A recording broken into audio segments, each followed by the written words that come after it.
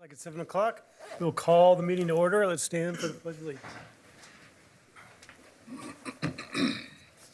I pledge Allegiance to the flag of the United States of America and to the republic for which it stands, one nation, under God, indivisible, with liberty and justice for all. Okay, I will entertain a motion to approve the agenda. I move that we approve the agenda. Okay, a motion, I have a second? I'll second. Okay, it's been moved and seconded. Is there any discussion about the agenda? All in favor, say aye. Aye. Any opposed?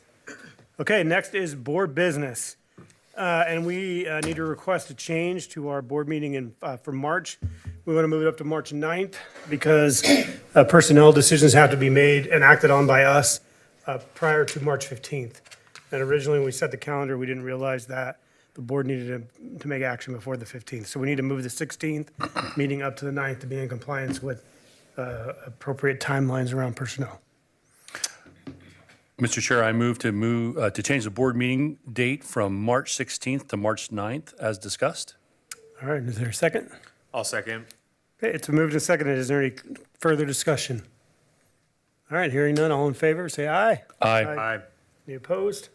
Okay, then let's move straight into district leadership team updates. Superintendent Gardner, you're up first. First thing I'll do, Mr. Chairman, is review public comments. One submitted public comment at the last meeting came from a community member, shared knowledge about the science of reading, and somewhat intimated or indicated that we need to move towards that. One of the things that we are working on right now is exactly the science of reading, placing that as a priority as we go into next year.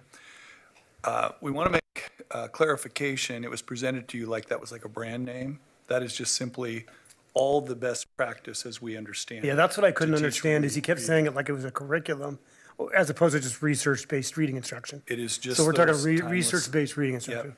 Yeah, that's what I didn't understand. So we're happy to educate all of the board, we can share. But the one thing I want to make really clear, and I've shared it at a couple of places, including the foundation, the teachers in the district now are operating on principles that reflect the science of reading. One of the things, when you go on to the internet, you will see Lucy Calkins and what was called the 3Qing, where you looked at pictures to help you figure out a word, guess the first letter, and try to guess what word would fit. That has long since disappeared from most public schools. Although it kind of might reside a little bit in habit, but I'm learning here from a couple of our elementary principals. But in general, we are focusing on that. We will share with you, we don't have to do it until next year, but we're developing the data that we will show you iReady. Next year, we will be required to show it 3 times. So we're working to build a template that will do that. We will generally send you or share with you district level results. It can be by grade, but there are many teachers that are represented by that. And so, but we can have some back and forth about, hey, what other questions do you have? And so we'll work on that. So that's the public comment from the last meeting. Tonight we held a listening session. And there were only 2 questions, but there was a pretty good crowd, and I think the concern is growing here. A staff member asked about our budget process and what that would look like, what it rests on. And one of the things that we shared with them is we had seen about 120 to 150 students per year in decline over the last 3 following COVID. This year was 360. And so that, of course, puts us in a hole against the budget that we will need to then work on. Really good questions. Did ask a question as well about if we're losing all these kids, what will we do about closing schools? And I shared with that staff member that we are working on that with the committee first, then it would go to the board, that there would be no surprises, that the community would have the opportunity to weigh in on that and not be surprised, right? And so that was the first. Great questions, really appreciated it. We had a question from a parent who asked us what our plans are for deterring or responding to an ICE move onto a school but not into the building, and what our plans would be. So we'll work out that, but we did say that we would make sure that everybody has an understanding of what they would do in that event, that they're at a crosswalk a block from school, what will that look like? And so we will send that out. Unfortunately, I'm not sure what scope of interference we could provide or support for a family or whatever, but we will look into that and make sure that we send out something that will work for staff. Don't want them to be surprised in that situation. So this is School Appreciation Month, and you are looking out here before you with posters that several different schools have put together for you guys. It is, they are from Central and Tahkeena, Lafayette, North Albany Elementary, AOS, South Albany High School provided you the dinner, Oak, West Albany High School, Timber Ridge, Tangent, and Waverly. So there's a really good likeness of all of you out there. AI. Sean may be the winner in the clubhouse in terms of the most lifelike. Anyway, so one other comment, we began to bargain Thursday night with the classified and had a really good meeting. We are still working on the ground rules, but the tone is really great. They've got a lot of good people, and we expect to work away here over the next few months, and we'll update you as we go. So now I think I've got a report. So just to let you know where we are on the goals, there's kind of a foreshadowing of where we might be going. But the three big goals we're going to accomplish this year are the instructional framework, long-range facility advisory committee, and the comprehensive communication plan that is under development. So remember that the goal was to build a broad base of knowledge in teachers and supporting practices in administrators about the Center for Ed Leadership's 5D rubric that results in common language and common practice in the 5 high leverage categories of purpose, student engagement, curriculum, pedagogy, assessment, and classroom environment and culture.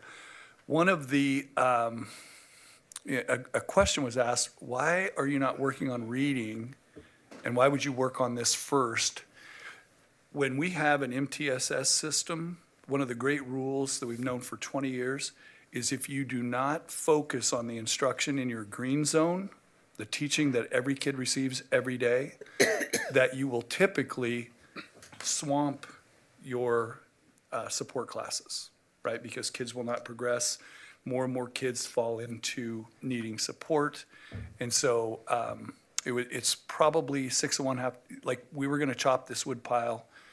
And so where we started, I think that's where we're at. Let's go to the next slide. So right now, we're monitoring that principals are giving observation and feedback. In general, we see a lot of people who are now really working to put a purpose before the lesson, to assess the students, to have students talk to each other. And so it's really gratifying to see the growth that has occurred. We do have some places where we're challenged because the principal who does those evaluations may be somewhat distracted by behavior, like a specific classroom that may have a couple of difficulties in there. But I think there's general acceptance of the process once it's experienced, right? So teachers have to be observed and then receive the feedback before they go, that's pretty good, right? And so that really doesn't happen. You can hear about it or you can see, hey, this is what we plan to do. But really when you experience it, then it feels like most people become a lot more amenable to it. We are moving towards renewal of staff prior to March 15th. That mostly is focused on our probationary teachers. And so we are pressing the principals to accomplish all their observations prior to that time. And then finally, we're working back and forth right now between the all administrators team and the collaborative steering committee. And one of the great things in a 4-point scale is that there's a line down the middle, right? And so ones, twos, threes, fours, unsatisfactory, basic, what's the next one? Proficient. Proficient, distinguished. We can say basic is still okay, but teachers and administrators sometimes feel guilt and they don't like anything below a 2 or below, because it's kind of to the left. And so we have spent time with the collaborative committee as well as the administrators, like, how will we score that so that we continue to learn? If we score everything as you're fine and move it to the right so people feel better, that may not be accurate. And so working with the administrators, we came to the conclusion, we will score honestly. So we took that, went to the collaborative committee, and we said, if we're going to do that, what do you need?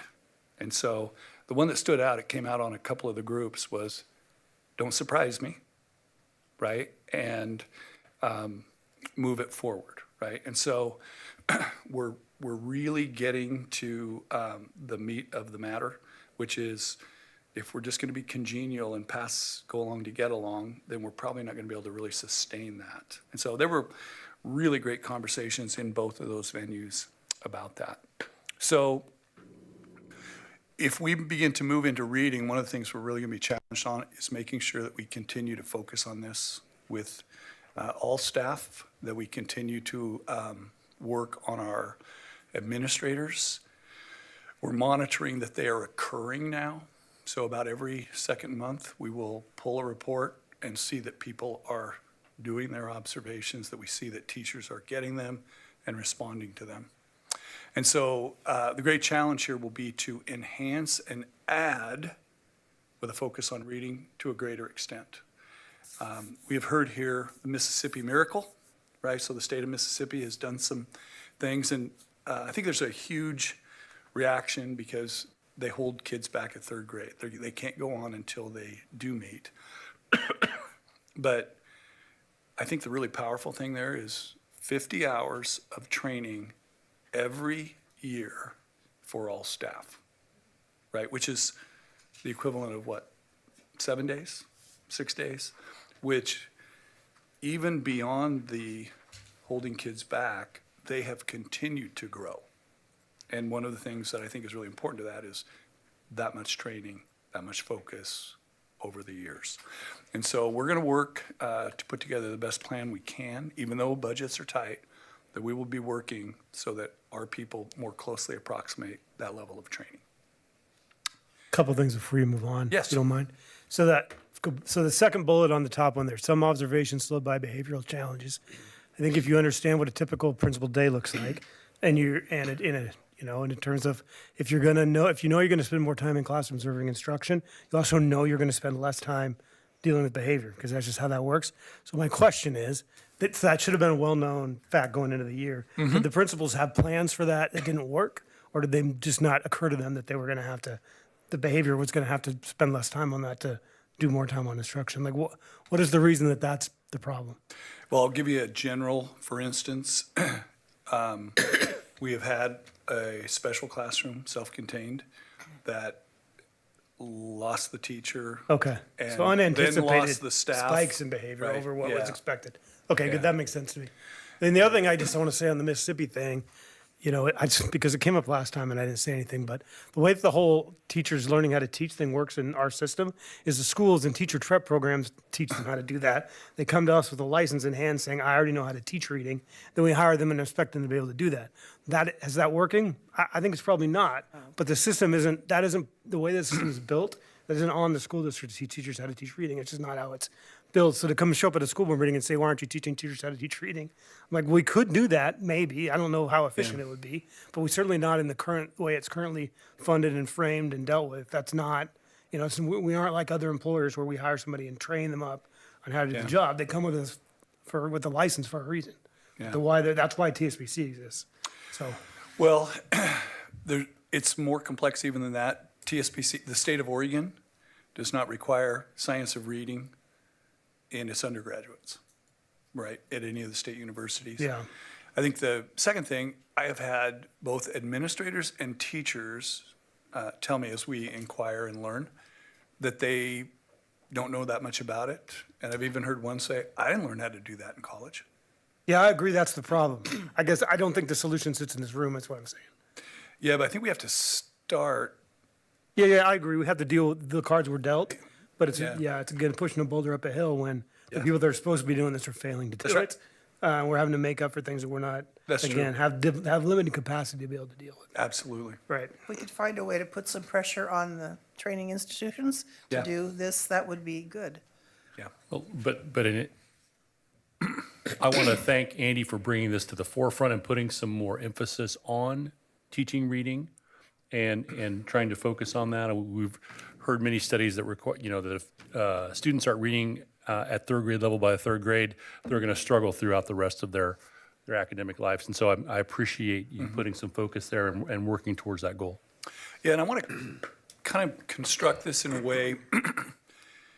Right now, in our buildings, nothing but the science of reading is being taught, right? And so it is not like, so you can go on the internet and you can find out that there were, different programs from 20 years ago that were not very productive at all in the long run. But that is not the case here. It is, what I believe is we can always know more and we can always know better.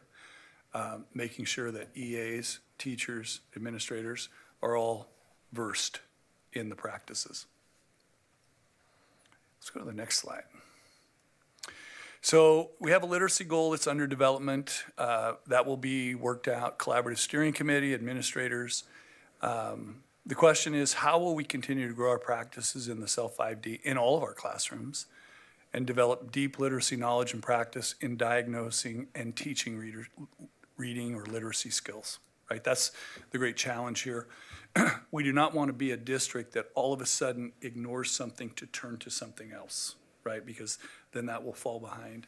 And so we have work to do there to put together a really good overall approach. We want to work at all levels to develop our approach on that. And again, science of reading is defined there. And we have a good curriculum, we know that. Houghton Mifflin, it is recognized as one that you can teach these skills out of. But we need to broaden and deepen the knowledge. And again, EAs, teachers, admin.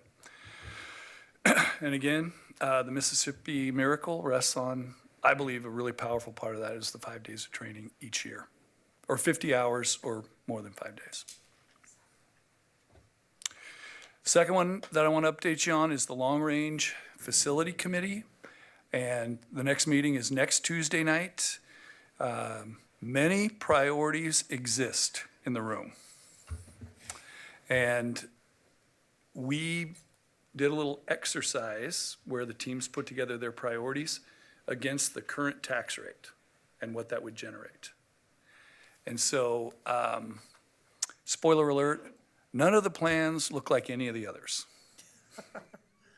So we're going to have to work our way through that. We'll survey the community if needed to figure out what the priorities are that they would support.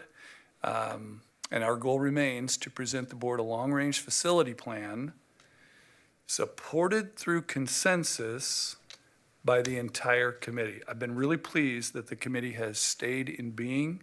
We have not lost anybody. There's a high level of interest.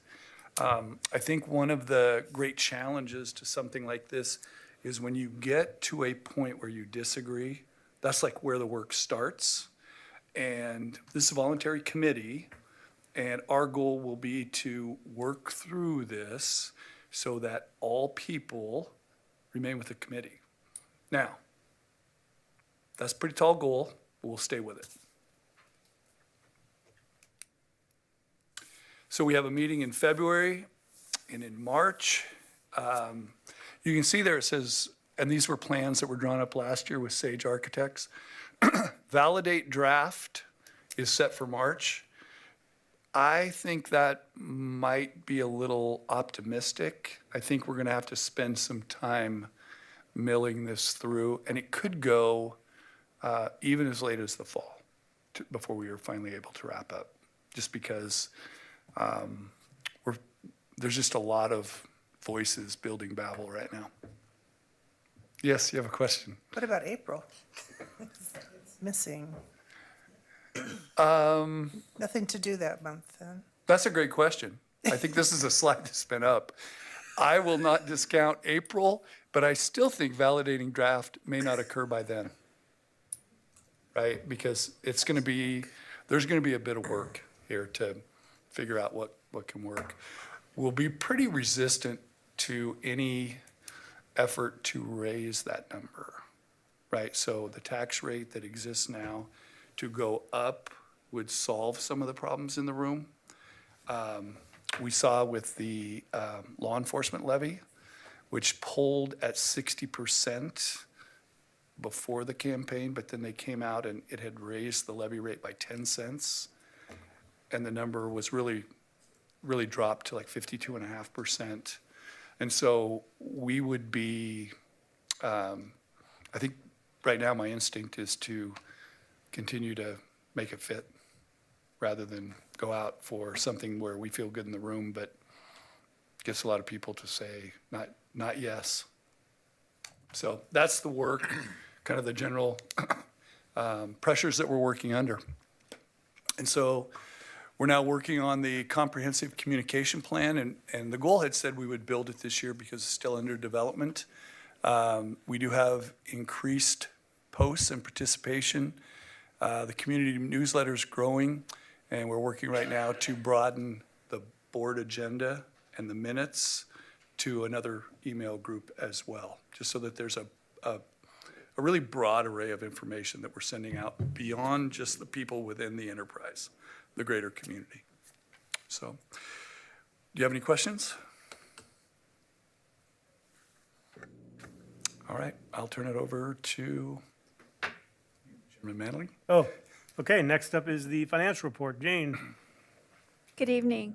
So I'm pleased tonight to introduce Glenn Kearns from Acuity, and he will present our financial audit to you. Good evening. Thank you for your time. As Jane said, my name is Glenn Kearns. I'm one of the partners with Acuity.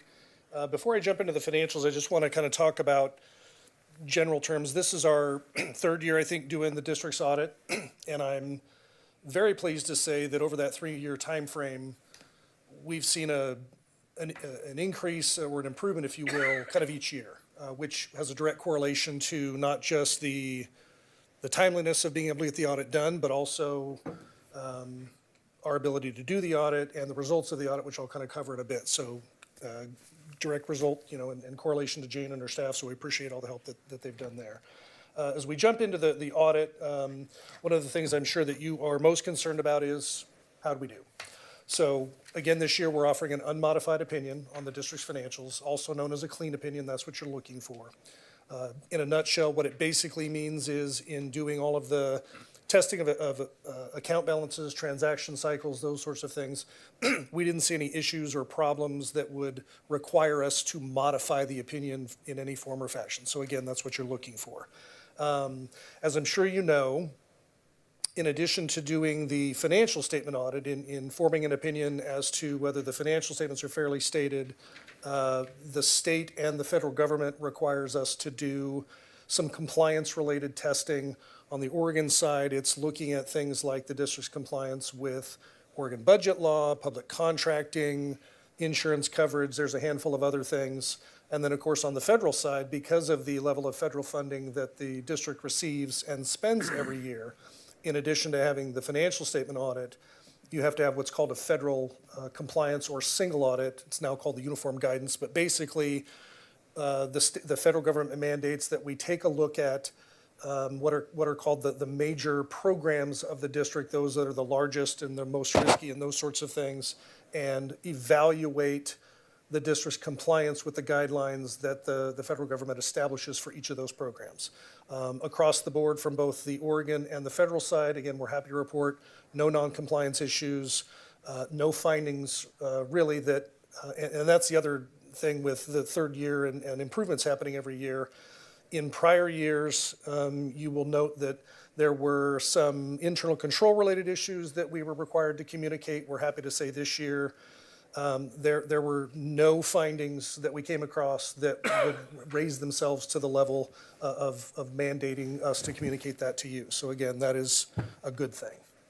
There are a couple of key items that I kind of want to touch on. I'm not going to spend a whole lot of time in the financials unless you guys have questions, but there are a couple of key things just that I want to touch upon that I think have bearing not just on where you are, but potentially where you're going in the grand scheme of things. So when we look at the financials themselves, the very first financial statement is the statement of financial position. It's just a fancy name for the balance sheet.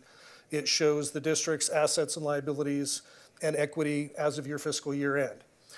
When you're looking at a balance sheet, financial analysts will key on it in a couple of key areas, one of which is called the current ratio. And it's a comparison of an entity's current assets to current liabilities. And the definition of those are current assets are anything that is basically a cash or cash equivalent or things that will be converted into cash within the next 12-month cycle. Current liabilities are those things where those bills have to be paid again within the next 12-month cycle. In general terms, what financial analysts like to see kind of as a bare minimum is a 1-to-1. So you have as much in current assets as you have in current liabilities because it's an indication of an entity's liquidity or its ability to meet bills and pay bills as they become due. On the governmental side, most financial analysts want to see that number really between 1.5 and 2 to 1. So, 1.5 or 2 times as much in current assets as you have in liabilities. And the primary reason behind that is, unlike for-profit businesses, you all can't go out and produce more widgets to generate cash flow and that kind of stuff. Your revenues are somewhat restricted on source and those sorts of things. I guess unfortunately, when we look at the current ratio for the district as of June 30th, 25, it's below 1-to-1. It's about 0.77 to 1, which is less than ideal. It doesn't mean that the district, isn't going to be able to pay bills or any of that kind of stuff, but it could have an impact if you're looking at bonding and some of those sorts of things, because those are ratios that the financial analysts are going to look at. The other thing that kind of caught our eye was that when you look at the current ratio for 25, compare it to the current ratio for 24, it actually went down a little. Prior year was about 0.8 to 1. This year we're at about 0.77 to 1. So how do you fix it? Well, it's not easy. You increase current assets and or decrease current liabilities or some combination of the two. And you got to factor that into the general operations of things. But looking at it from a ratio analysis, I think it is something you all and the budget committee and stuff need to be aware of as you go into the next budget cycle. One of the other things that we generally look at, especially with municipalities, is every municipality generally has a primary operating fund, usually the general fund, depending on the type of organization. And we look at the carryover fund balances from one year to the next, primarily because of the funding sources of most municipalities in the state of Oregon is predominantly grant and property tax based. So you want to have enough carryover to kind of get you through the lean summer months, if you will.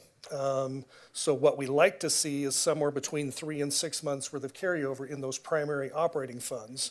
And we figure that out by looking at the total expenditures of an entity and divide that by 12 to come up with an average monthly burn rate, if you will, per month. Look at your unrestricted fund balance and divide it by that number to figure out how many months worth of operating expenses does an entity have. And as I said, we like to see between 3 and 6 months. The district at June of 25 had about 1.48 months worth of operating expenses in your carryover, which again is unfortunately down from the prior year, which was about 1.8.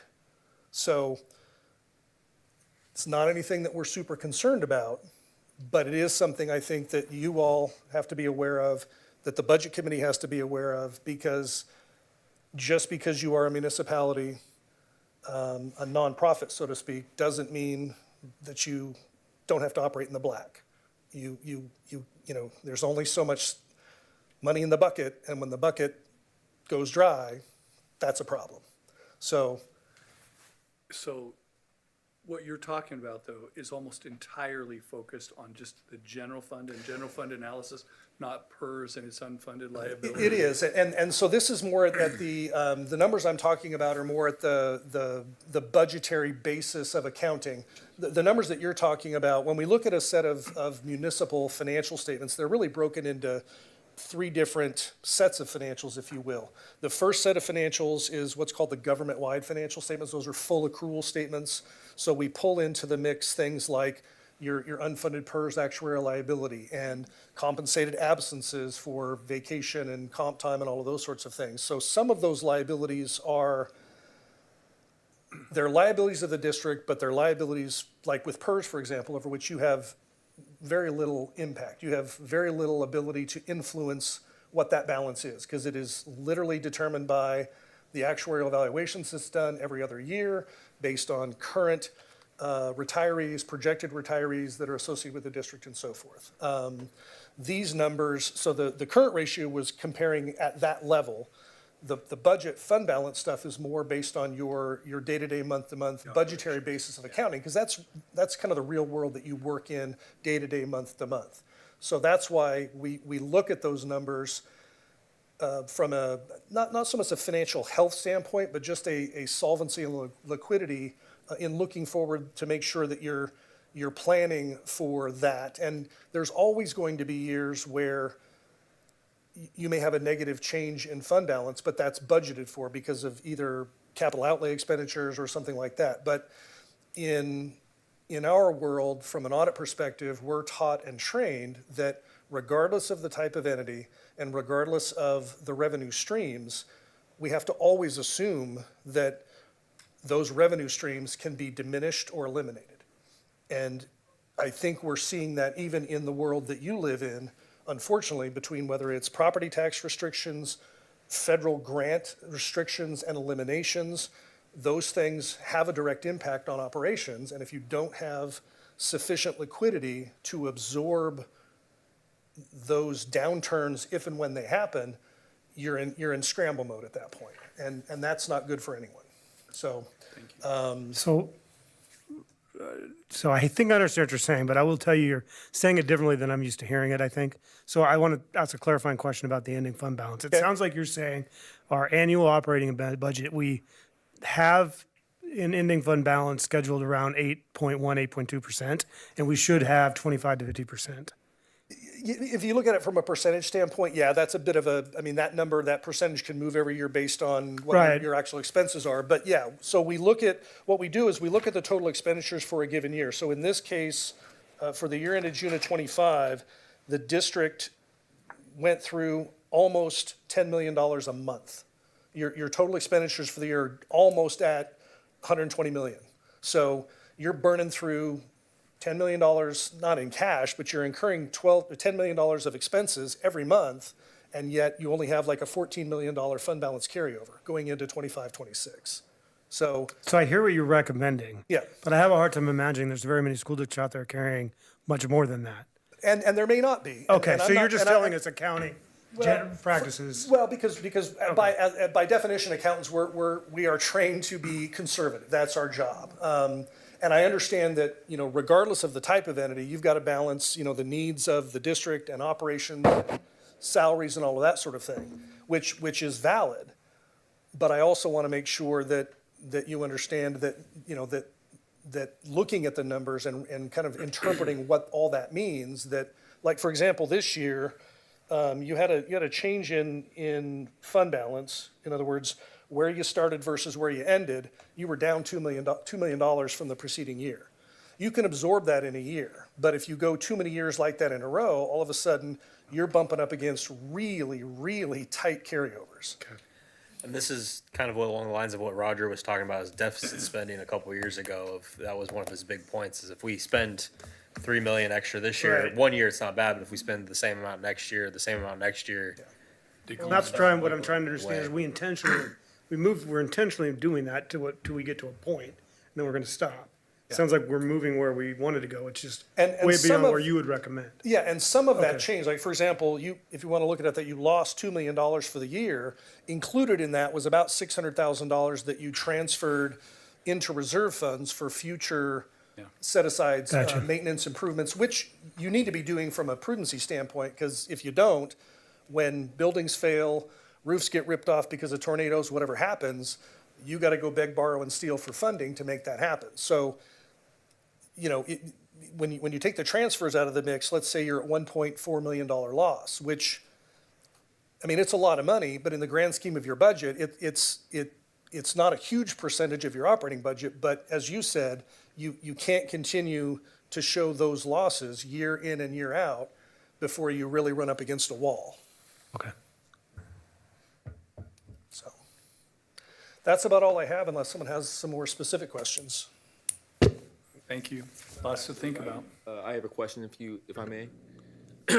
I'm just curious, is it possible to increase the assets as a government-funded body without raising taxes and getting access to grants? It's possible. It's very challenging, however. I mean, in other words, to increase your current assets, which are cash and cash equivalents, that means spending less than you're bringing in, first and foremost, and limiting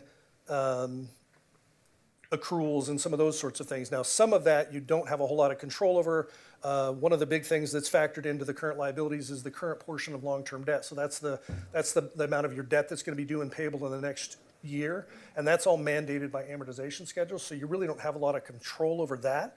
The things that you do have some control over are payables, accrued salaries and things at the end of the year, but even that is somewhat constricted because that's all driven by contracts and all that kind of stuff. So it's very difficult when we look at municipalities on the budget side of things. Usually you're looking at it from an expenditure-driven budget, because 80+%, maybe 90% of an entity's budget, and the district is no different, those expenses are pretty well locked, either by contract, union, agreements, whatever. So you don't have a lot of control over those. You can't reduce them very quickly in the short term. And because you're not a for-profit entity where you can go out and produce more stuff to generate more revenue, that's the catch-22. And I have another question, if I may, it's the last one, because I think this might be important to hear as the domino in the effect. What liability do you recommend decreasing? I mean, that's really tough to say, because one liability doesn't really have any more weight than the other. Again, I come back to which liabilities do you have control over, and those are, again, primarily more of the short-term liabilities, like accounts payable, accrued, payroll-related things. But again, even the ability to control those is limited based on current contracts and agreements and that kind of thing. Thank you.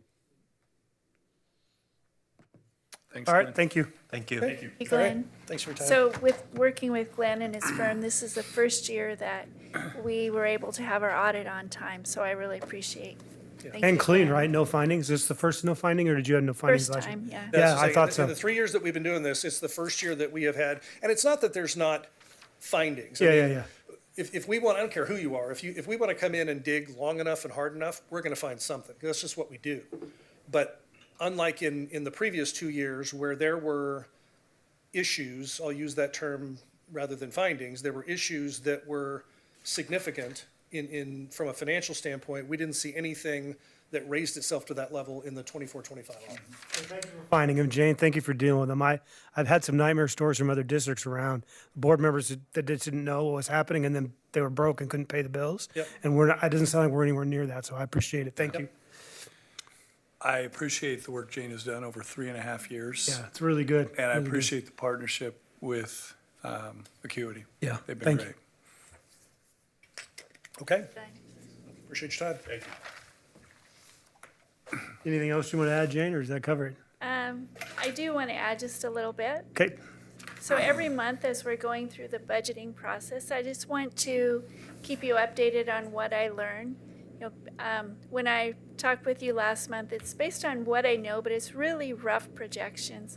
And basically, we're still there. I haven't learned anything that would make me change from believing we're at an 8.4 million deficit. But, very rough. I have much to learn.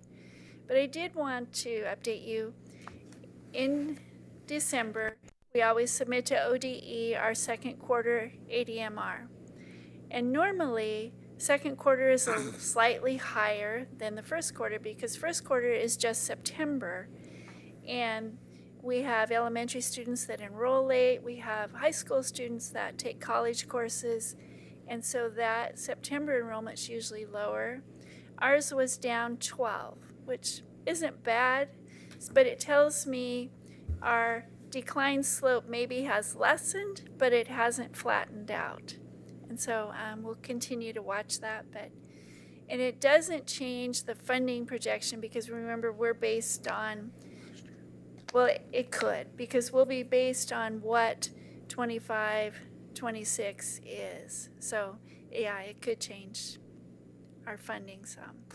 So I just wanted to kind of tell you what we're going to do next. So in February, I really want to hear from ODE, from the legislature, maybe firm revenue, and they'll tell us if Measure 98, SIA, if those are going to be reduced.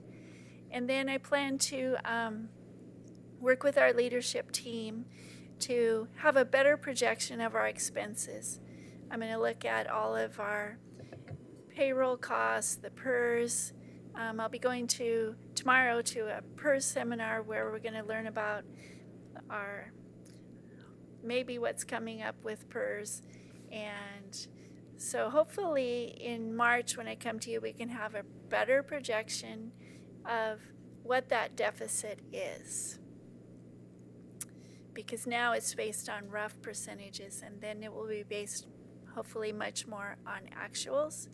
And we plan to look at everything. Are there contracts that aren't aligning with our goals that we could cancel? And is there software we're using that is auto-renewed but is really not being used, or it doesn't align with where we want to be? So we're going to look at everything. As Andy said, we're going to let no rock will remain unturned, and hopefully that will help us reduce that 8.4 million. And that was it. I just wanted you to know we're still looking at all those things, and we have a plan and a timeline going forward. So down net 12 to second quarter, that is a concern, and I know you said that very clearly. I just want to reiterate, I heard you, and I'm also concerned about that. That seems, I'm surprised by that, actually. Yes. So, yeah, okay. And just a final cherry on top of it. Remember that none of those numbers reflect in any way or incorporate the proposed possible cuts that the legislature may deal us here in the next month. Yeah. Okay. All right, that is our district leadership team updates. And board reports. So members of the board may give any reports. We'd like to hear from the LRFAC people in this time too. So start with you, Stephanie. You got anything?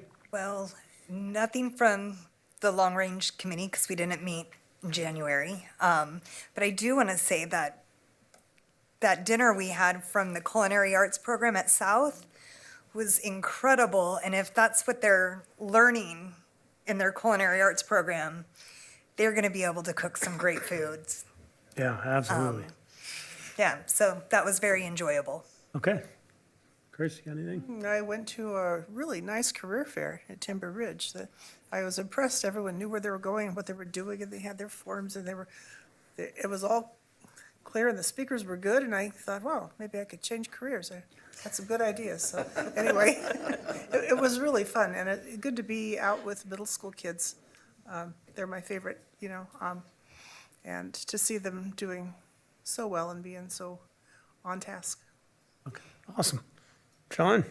Didn't have anything. Looking forward to the long range committee and trying to badger them some more about getting where they got their information from for some projections. Okay, excellent. Brad? Yeah, I've got a couple things. Wanted to thank the South Albany High School culinary class. It was an awesome dinner. I love curry, and they did a great job, so really appreciate that. I have the privilege of being in classified bargaining. We're just starting that out. We had our first meeting. It's great to see. I had the opportunity to do it 3 years ago, And there's at least 3 returning members, so get to see some friends that I haven't seen for a while. And I'm looking forward to seeing how this process plays out and looking forward to everyone coming away feeling positive about that experience. We also received this afternoon some swag from some of the different schools. And got a sweatshirt and a t-shirt, sweatshirt from West Albany High School, t-shirt from, sure I get this right, Timber Ridge. And really appreciate it. One of the things that I also received, because it's Board Appreciation Month, I got a couple of cards, and I wanted to read them because it touched me in a way that's important, because we don't often remember why we do this, and we volunteer our time and we're here, and these cards, I think, helped sum that up. And I won't divulge their names, but if they're listening, thank you so much. I'm going to keep these with me for those rough days when things don't go quite right. So it says, "Dear Brad Wilson, thank you for all you do for our school. I love AOS so much because it has changed my life by showing me I can actually graduate when I didn't think I would, but not even just graduate, but graduate early. And they actually help me get my work done and my grades up." Second one I'll read for you is, "Dear Mr. Brad Wilson, I really consider your hard work and effort you do every day in the school board. I am excited to be in AOS to fix my bad mistakes that I did in my past, and will try my best in my grades and in school overall."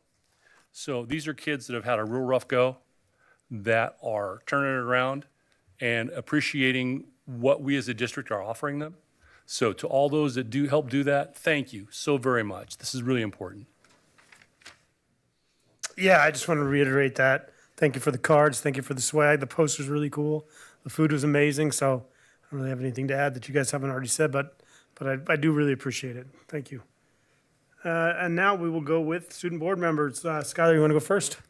Yes. Hope you all are doing good today. Shout out to Mrs. Swearinger. Thank you for being an amazing cook and coach. Anyway, I want to start with the more important order, state level affairs. First, I want to start with all-state choir last weekend, or the weekend before last, with 3 South Albany choir members qualifying, being Trevor Southwick, Dash Pappas, and myself, under the direction of Dr. Mariana Farah from University of Wisconsin-Madison. Yeah, she was amazing. She was there too.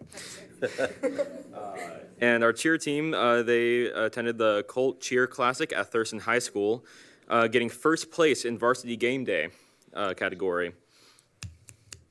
So also want to turn to college commitments real quick. We have Cole Angel going to Chemeketa Community College for baseball. Speaking of baseball, athletics. Both swimming and wrestling are underway. Swimming senior night is tomorrow against Corvallis. Wrestling senior night on Friday. South Albany is hosting the Todd Sermon Classic Tournament with 16 teams competing. And wrestling finishes their season on Wednesday, the 4th of February, against West Albany. The girls' basketball team is currently ranked number 3 in the state for 5A. The boys' basketball is currently ranked number 5 in the league after a win against Silverton. Going on to our arts, last weekend, Anastasia the Musical opened and will be running this Thursday, Friday, and closing on Saturday, all at 7 p.m. The tickets are $13 for adults and $8 for students, hosted at LBCC's Wrestle Trip Performance Center. I'll be there because I'm in it. Yay! School events. the Mecha Club, had their celebration dance last Saturday, and it was a success. The Leadership Spirit team is handing out hot cocoa during finals week, and I believe that's either tomorrow or Wednesday during breaks. And also tomorrow. Marshmallows? Marshmallows and hot cocoa? I need to figure out if I'm going to go or not. Gotta ask them. Huh? Okay. Because I'm more involved in the ASB aspect of things, because I'm excited to announce that tomorrow during lunch at 12 p.m. We have hired a magician named Finn Joseph coming down from the Portland metro area to perform for students and in hopes to relieve students of their finals pressure and What time is that? 12:50 p.m. Okay. It's gonna be so cool. I'm so excited. I have to go to some presentation. I don't know if I can make it. Skip it. I'm kidding. Do your duties. I'd like to close with saying, with the first semester coming to a close, everyone is excited to get onto the second and finish this year strong. Also, thank you, GAPS Board, for this opportunity to represent my school and how you enable us to continue to thrive. Thank you. All right, Zion. Mine is not as good as Skylar's, so just like you set the bar really high. But starting out with some music things. Last month during the school board meeting, actually, there was Winter at West, which was a really cool collaboration between both the bands and the choir. It's a great concert. If you guys ever do get to go, if it doesn't fall on it next year, it'd be great. All-state participation last weekend. We had 6 members in the 11-12 choir. We had 1 member in the 9-10 choir. We had about 8 in the just band in general. I think 3 of those 8 went to wind ensemble. We had 1 person in orchestra and 1 person in the jazz band. So a bunch of people who were involved in All-State. Musical rehearsals have started. Our musical this year is going to be Frozen, which is really cool. We're the performances are going to be March 5th through 7th, and then March 12th and 13th. Those will be at 7 p.m., and then on the 14th, we have one at 1 p.m., and then also one at 7. So free any of those days you can go. Next month, there's a Valentine's Day jazz dinner on the 12th. It's really cool. They have Greek food catering. It could be just like a quick date night. It's cheap. It's fun. You go support some student musicians if you have time. We had our winter art show last weekend, I'm pretty sure. It was a really cool opportunity. You didn't have to be in AP Art. Many of the AP Art students presented their stuff, but anybody at the school was able to submit things. It was really cool to walk around and go see what people did. Our athletics, a lot of the swimmers graduated last year, but they're still having a good season. Our girls and boys basketball is doing really good. We did beat South, actually, so that was pretty great. But our last home game, there was a recruiter from Arkansas State for 3 of the people on our girls' varsity basketball team, so that was pretty good. And then our boys' team is always pretty great. We haven't lost yet, so we've lost in the Capital City Classics, which is a big tournament that happened during winter break. But yeah, that was basically all I had. Just athletics and performing arts things. Not just, but thank you. That's awesome. Appreciate it. Congratulations on the All-State Choir for both you guys. All right, now we're on to school reports. Mr. Schmidt. We have the opportunity to hear from 3 of our fantastic elementary schools tonight. I'd like to introduce Leanna Bennett, the principal of Oak Elementary. She will be first on board to just share all the amazing things happening at Oak. Yes, I will. You guys are in a fair treat tonight because you have 3 really great admin here who are just going to roll it on home till you get to go back to your house this evening. So we've got greatness in store for you. So I'm Leanna Bennett, and I know there's some new faces that I'm not familiar with, so it's a pleasure to meet you from a distance. But thanks for having us here this evening so we can show all the great things that are happening in our schools, and in particular Oak, but I'm a little partial. So if you give me just a moment, I've heard there's a remote issue, so I want to make sure that I'm going to do it the right way. You got it. Okay. It's like backwards, somebody had said. So anyways, okay, at Oak Elementary School, and I hope that you can see this throughout the presentation, the vision at Oak is that we believe that fostering a safe, honest, and kind environment will provide positive relationships and develop lifelong learners. So I hope throughout this presentation that you'll feel that same way as we go through. Nope. Ha! Push it to the right.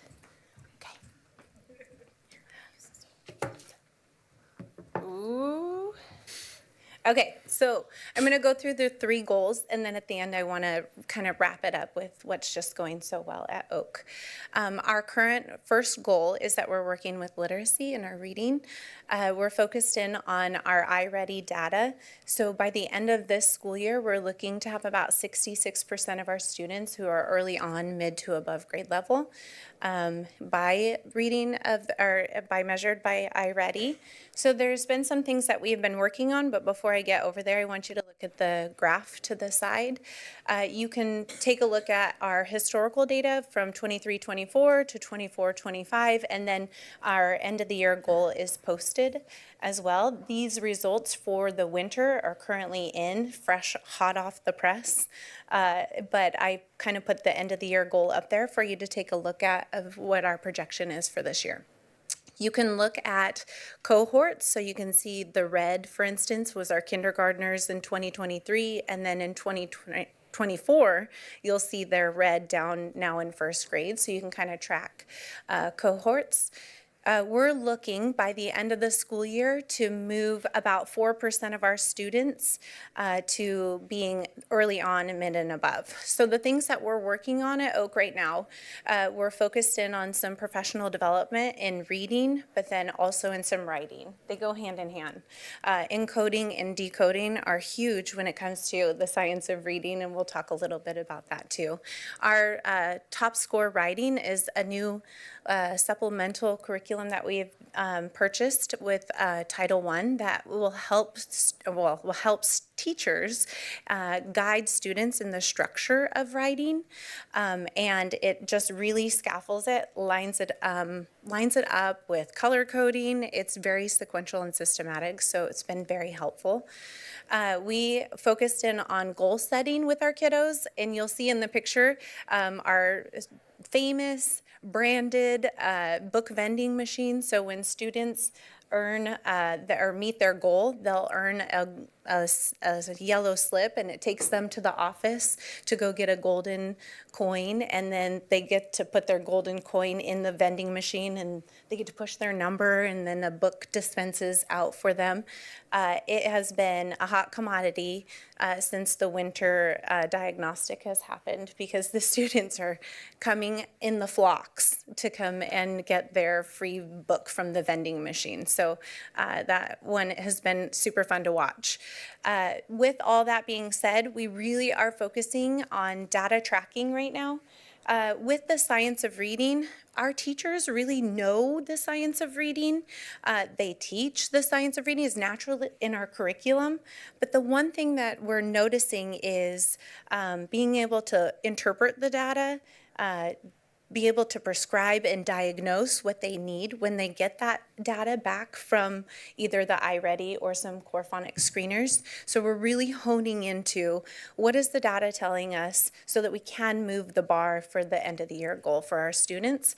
And the one thing that we're working on currently is our small groups. So we have time with our students in the core, but we also have time with our reading intervention time for about 20% of our students.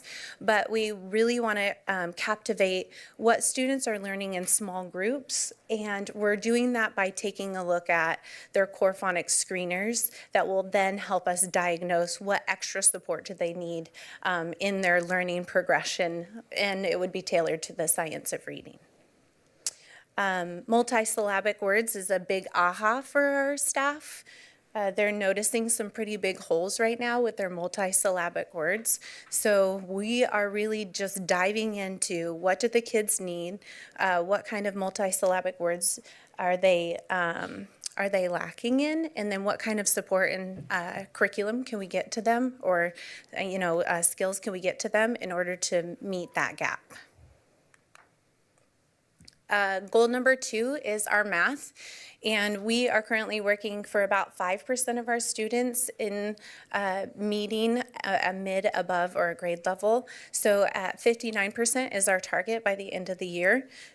And then you can see the same chart, so you can take a look at the same cohorts and then see our end of the year goals. The things that we're working on at Oak right now, we're working on, one, for me, learning about our new iReady math It is the first curriculum that I have not been trained in myself because I have left the classroom and getting professional development for that curriculum. So it was really helpful to have the iReady trainer come in and do walkthroughs with me so that I could understand what the instruction should and does look like in the classrooms.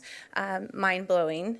When you're not the teacher, you don't know these things. And so I learned a ton.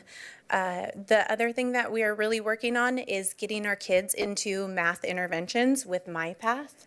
iReady has a time that the students can go in and get their lagging math skills at their level. And so we're getting kids on MyPath often so that they can get that, the backfill of their lagging skills in math in particular to help us bump our end of the year goal up to where we would like to see it.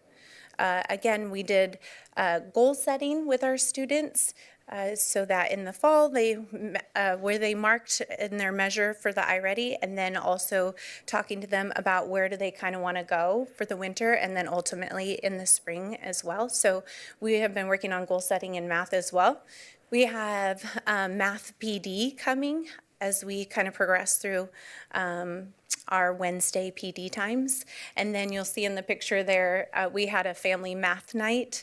And you'll see our PE teacher there who kind of spearheaded it. But we had about 8 different stations, and they were all developmental by grade level. And families came in. They got to have like a little swag bag that they got to take home with them too, of all sorts of math manipulatives and activities that they could do to try to help, with the new math. It's hard, it's hard. Parents don't have all of the knowledge that they need, and it's frustrating as a parent to not know what to do with your kid in order to try to help them. So that really gave them a time to come in and see what it is that we're doing, and then some practical things for them to take home. So math night. Goal 3 is engagement. We were by the end of 2028, but you can take a look at our chart here. We're kind of blowing it off the charts in a couple grade levels. By 2028, we would like to see an increase of 15% engagement with our students based off the basic 5 observations that comes from our champs manual. And one thing that we have been working on as a team, we started a new book club. The staff at Oak, they're readers. They love reading. And so about 13 staff members wanted to partake in the optional book club. And we had a breakfast club, and we came together and we talked about the stuff that we learned during our study, and then some share out ideas, and it activated some things that we used to do that we don't do anymore. We'd forgotten about it. And so it's neat to kind of watch some of those engagement strategies pop back up into classrooms. We have a ton of things. The list was starting to get exhaustive, and I was getting a little excited, but we have 15 minutes worth of time in every classroom to go over Character Strong, which is our social emotional learning, helping building relationships. Our counselor also goes into the classroom about once a month. She goes into each classroom and she teaches lessons. Currently, she's doing like Kelso's Choices to kind of help with some problem solving strategies. We're also taking a look at attendance because, again, if you don't have good attendance, it's hard to engage. And so that's another little piece that we're working on in the background as well. We just started our learning walks for all staff. So if you're certified or if you're a classified, you have the ability to go observe another teacher either on campus or off campus, so you can learn from your own colleagues and whatever it is that where you're at and what learning you want to do. We also have a halftime instructional coach, and she is starting like optional PD for engagement strategies. And so that's going to be coming up as we're kind of working into the downhill slides. So that is our third goal. And as far as early literacy, we are finding a weakness that we need to really build up our small group instruction.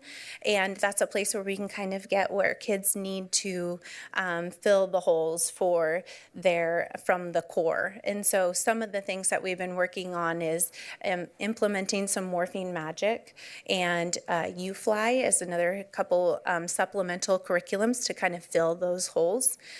We have interventions for about 20% of our students, and that is coming from, we're working on Countdown, Sound Partners, 95%, and Phonics for Reading. Those are prescribed after we look at all the data from each student's assessments. Like they've got a handful of data points per kiddo every 6 weeks that we're looking at to ensure that we're putting them and they're staying in the right place, getting the things that they need. Our K2 classes are receiving ECRI and Haggerty through their early literacy, and we're also using our SST process, which is, you'll hear it be your student success team or your student study team. We sometimes will call it the IPS. There's so many acronyms, right? So individual problem solving. So we're watching the kiddos who are most concerned about. And the staff at Oak will tell you I'm a big fan for science experiments. They might be tired of me saying it, but we take a look at a student's data and we come to a table and we think about all the things that our village has to try to help fill that. And then we send them back for a 6-week science experiment and see if it actually works. If it doesn't work, we come back to the team and we try another science experiment based off what we learned. For behavior, it's a little bit different. It's about a 2-week science experiment, and then we come back and we check and see if that worked too. Our next steps is we're really diving into the science of reading and some core learn.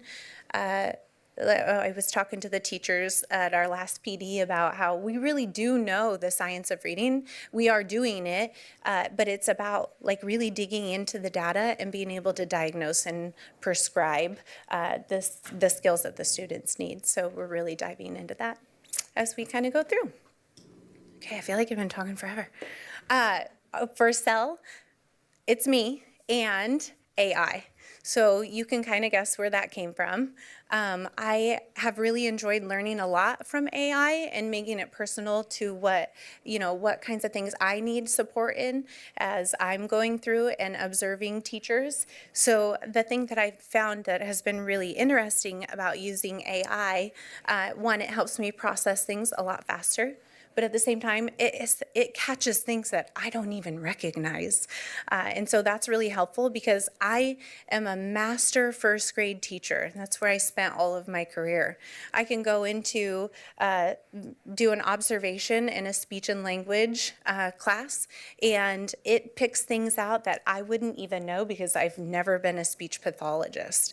And so there has been some really great learning just for me and what other people's careers are, because I chose to be a first grade teacher, and it does not make me a professional at being a third grade teacher or even, a PE teacher. So it has been really helpful for me. At the same time, it helps me be able to give the guarantee to the teachers that I will return your feedback within 24 hours. And that is really important to me. And coming out of the classroom where I would get feedback a few weeks later, maybe even a month later, because I'm busy all day, just as you are. And so it has been really helpful to be able to get that feedback when it's still in the teacher's brain and in my brain of what happened and the things that I saw. It has led to some really great conversations and discussions around the rubric and what kinds of things that the teachers really want to do to better their craft and their practice in the classroom.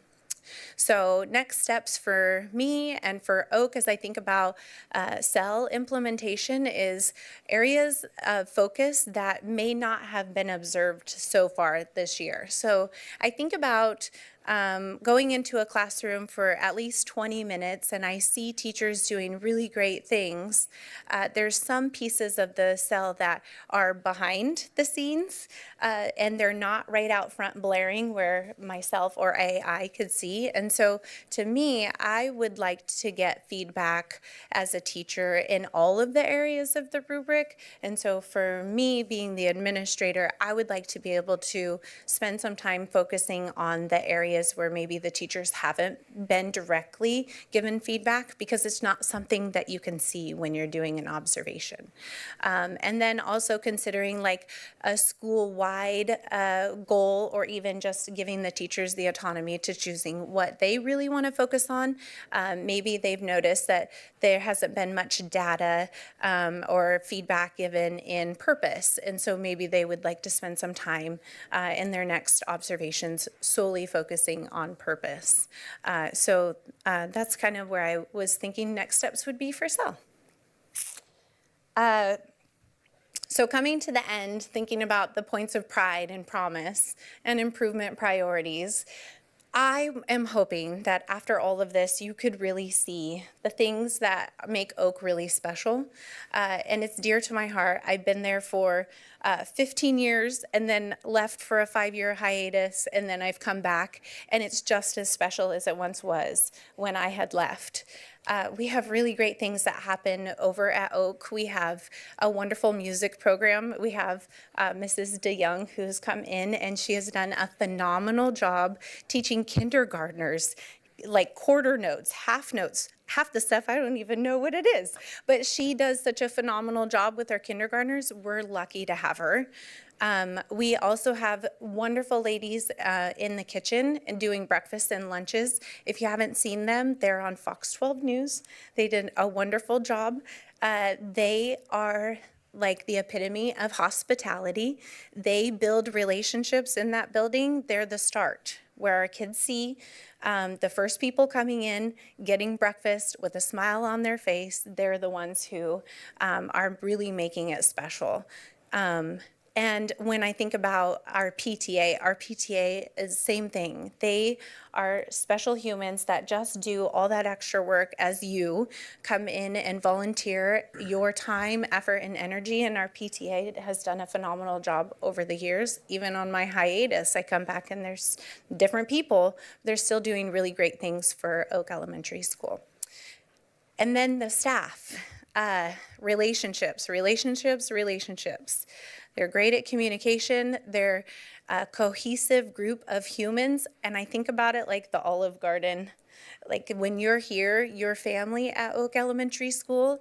And I hope that when you get a chance to come in and take a look at what's happening at Oak, you feel that same way that I do. And I think the rest of the staff and community feel the same way. So that's it. Any questions? Okay, questions? Sean, you got any questions? I'd like to know a little more about how you can quantify engagement. It's actually formulated in our CHAMPS manual. So what we do to tally, we sit in a classroom, very non-judgmental. It's hard to do, but you sit in a non-judgmental form and you look at random kids for every 5 seconds, and I say, 1, 2, nope. And then I'll do a minus. And then I secretly look at another kiddo. 5 seconds, are they on task? And so within a 10-minute window, I'm calculating pluses or minuses. And then at the end, what I'll do, and it's hard, right? Because there's the kid over here who's tapping and you want to look at them to tally them, but you try not. Somebody asking about marshmallows, But, and then at the end, you get a pretty good estimate, or not estimate, but a good calculation of what the engagement looked like in the classroom. Oh, what an observation, though. Oh. It's fun. The tool for that comes with Champs then, that you use, what do you call it, something 5? Yeah, the basic 5 Basic 5. observation. Okay, Yeah. and that's a Champs provided Yeah. standardized tool. Yeah, it's amazing. Thank you. Yeah, you're welcome. All right, anybody else, any other questions? One thing that I might add, which as you guys look at SBAC versus iReady results, Leanna had put up hers in terms of early, mid-grade, and then what was the last one? Above. Above grade, right? That's how they report their results. And so correlating that to just an SBAC meets, right? You hard or fast, up or down, you meet or not. So Sioux Lutheran has already sent out to iReady, do we have a state average that we can at least look for? So that we can look to compare directly to something, because the way they are tabulating their results and the way SBAC does, they say there's a correlation of 88% or something like that, but I think it's gonna be really something we're gonna need to look at and understand. Well, yeah, and I was wondering, because you have a really clear triangle in your data from kindergarten, first, second, third, and then your scores go back down, fourth, fifth. Yeah. And so I wondered if that had something to do with iReady versus S. I know it's all iReady, but if iReady changes because of the grade, or I just thought that was interesting that it was such a clear triangle. I know, it's so interesting, Ryan. The thing I think that you hear over and over again from people who are in the weeds, right? Our standards get a little harder. They get trickier, the demands go up. And so when I sit down and I interpret data, I have to be able to say that. When I'm in the classroom, I can look and see kids are engaged. I can see, just on one data point, I don't hold this as like, this is my end all be all. There's other data back underneath there that's supporting student growth. And so this is a marker for where are my kids on grade level. And that's really important for us to know as leaders and educators, but really it comes down to the individual kid, right? I really want to know the nitty gritty of what does Ryan need when he's in a classroom and he's struggling with reading, or what does, Brad need when he's struggling in math, numbers, and operations. So this is just one piece, just kind of like the SBAC, so that we can continually just like watch and then at the same time be able to diagnose and prescribe what the students need. Yeah. Okay.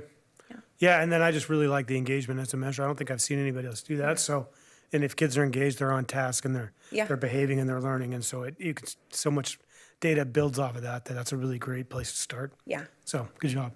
Thank you. Yeah, you're right. Thank you, guys. All right, next, Bruce. Next, we have Taylor Smith here to present on Liberty Elementary School, sharing some amazing things happening there with their program. Welcome. Hello. I'm going to go back through this really quickly. Okay, we're back. Hi, I'm Taylor Smith. I'm the proud principal of Liberty Elementary, and I'm really excited to be here and to show you all of the amazing things that are happening at Liberty. So first, our mission is we are Liberty Eagles, and so we soar. We're safe, optimistic, accountable, and respectful. And our vision is we want to create a positive learning community where students are able to collaborate, and we're also creating rigorous and a respectful environment. We want people meaning all of our kids, our community, our families, our staff to find joy at Liberty, to create those positive relationships, and then reaching their awesome potential that they have. So our first goal is reading. I can't take credit for these goals. This is my first year at Liberty, and they have a great ILT team that created these last year. We got together at the instructional leadership team, which is ILT, in the fall, and we were able to look at these goals and refine them and make sure that they still reflected what we wanted to do this year. And so they created them last year and we refined them this year. So it's a joint effort. We're looking at on grade level and above grade level for our students as well. We want to make sure that we're tracking that. So if you look down, it's that green and what we refer to as double green area. So we're focusing on that. We really want to look at a strong tier 1 system. If we don't have a strong tier 1 system, we can't intervene our way out of that. And so we really want to make sure that every student during that core time is getting what they need and then helping to fill in any foundational gaps later. So our action steps, we want to do targeted intervention groups to really dig into our data and make sure that we are filling in those spots that kids are missing so that they can continue to build and to grow. We have daily small group time to strengthen those reading skills, and we want to look at both ends of our spectrum, where we have kids who might be struggling and need those extra skills being built, but we also want to look at those kids who are excelling, and we want to make sure that we're stretching and we're growing those student skills as well, and so we're able to tackle both sides. We really pride ourselves. I have a great instructional coach, and I have amazing instructional assistants who work really hard to get consistent and timely progress monitoring in. So we're able to do these deep data dives, make sure that our kids are learning, and if they're not, we can make adjustments. We have our cohort data as well, so it goes back to the 23-24 school year. And you can see as our kids move what our projected progress will be at the end of the year. I do have some current reading growth. Our window closed on Friday, so this wasn't able to be included in our slides, but our on and above during the fall benchmark was at 36%. Right now we're at 55% of Liberty is on or above grade level. So it's a huge testament to the staff and to all of our instructional assistants and all of the teachers and everybody doing an amazing job. I don't know if anybody's talked about this yet, but typical growth is the growth we like to see over the course of 1 year. iReady is a very cool program that gives us what's considered stretch growth. So that would be when you look at a student, if they're a grade level behind, what kind of growth do they need to make in order to catch up and to be on grade level? And so right now, 34% of our students have already met their typical growth goal, and 15% of our students have already met their stretch goal. So they're doing an amazing job. Really proud of that. Our second goal is in math. We are, again, wanting to look at that on grade level performance through iReady. And again, the instructional leadership team, we decided to focus on those tier 1 systems. We have a great new math program, and with new comes, some glitches, but everybody's doing a really great job of figuring out what's working really well and what isn't. We have a great supportive community that they reach out for help. They're constantly looking at their craft and making adjustments, and so it's going really well. We want to make sure that we are using the curriculum as it was built to be used, making sure we're using it with fidelity. Leanna talked about MyPath that comes along with iReady. That's a really great tool to use to help fill those foundational gaps that kids might have, or again, to extend for those kids who are working at grade level, and let's push them. Let's see where they can go. Yeah. Can I ask a question about 25, 26? Yes. You mentioned that you got reading goals the other day. Are those the goals in 25, 26, or are those fall?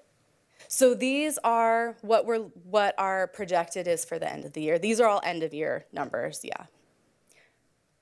Thank you. Yeah. Dedicated math review time. So each class has a dedicated math review time, and this is, again, we want to look at both sides of those that spectrum. We want to be filling those foundational goals so that kids can start to really move, and we also want to be extending skills for kids who have mastered maybe grade level content, and let's see what they can do. We also have math growth goal that I want to share from our winter benchmark. So we started in the fall with on or above.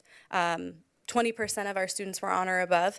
After our winter benchmark, we have 37% of kids that are on or above, and 17% have already met their typical growth for math, so that's really exciting. They're moving along. Oh, that's the wrong one. All right, our last goal is centered around behavior. The ILT team looked at referral data, and so that's where we have gotten our goal from. So we want to decrease our referrals by 15%. We had 248 minor physical aggression referrals last year, and by June of this year, we want to have less than 210. We're currently at 82, so we're on track to meet that goal and hopefully get even less than that. We as a school and as a district, we have school-wide CHAMPS expectations, and so that is a common language throughout the school in all of our common areas. So it's every classroom, but it's every hallway and the office and our cafeteria and every place, playground. So it's very consistent and students know what they're looking for. The expectations change slightly, right? We're letting kids be kids on the playground and letting them have fun and be a little bit louder than they would in a classroom, but they have a set of expectations for each of those areas. Our wonderful counselor who has joined us here, Amy Berry, she's so great.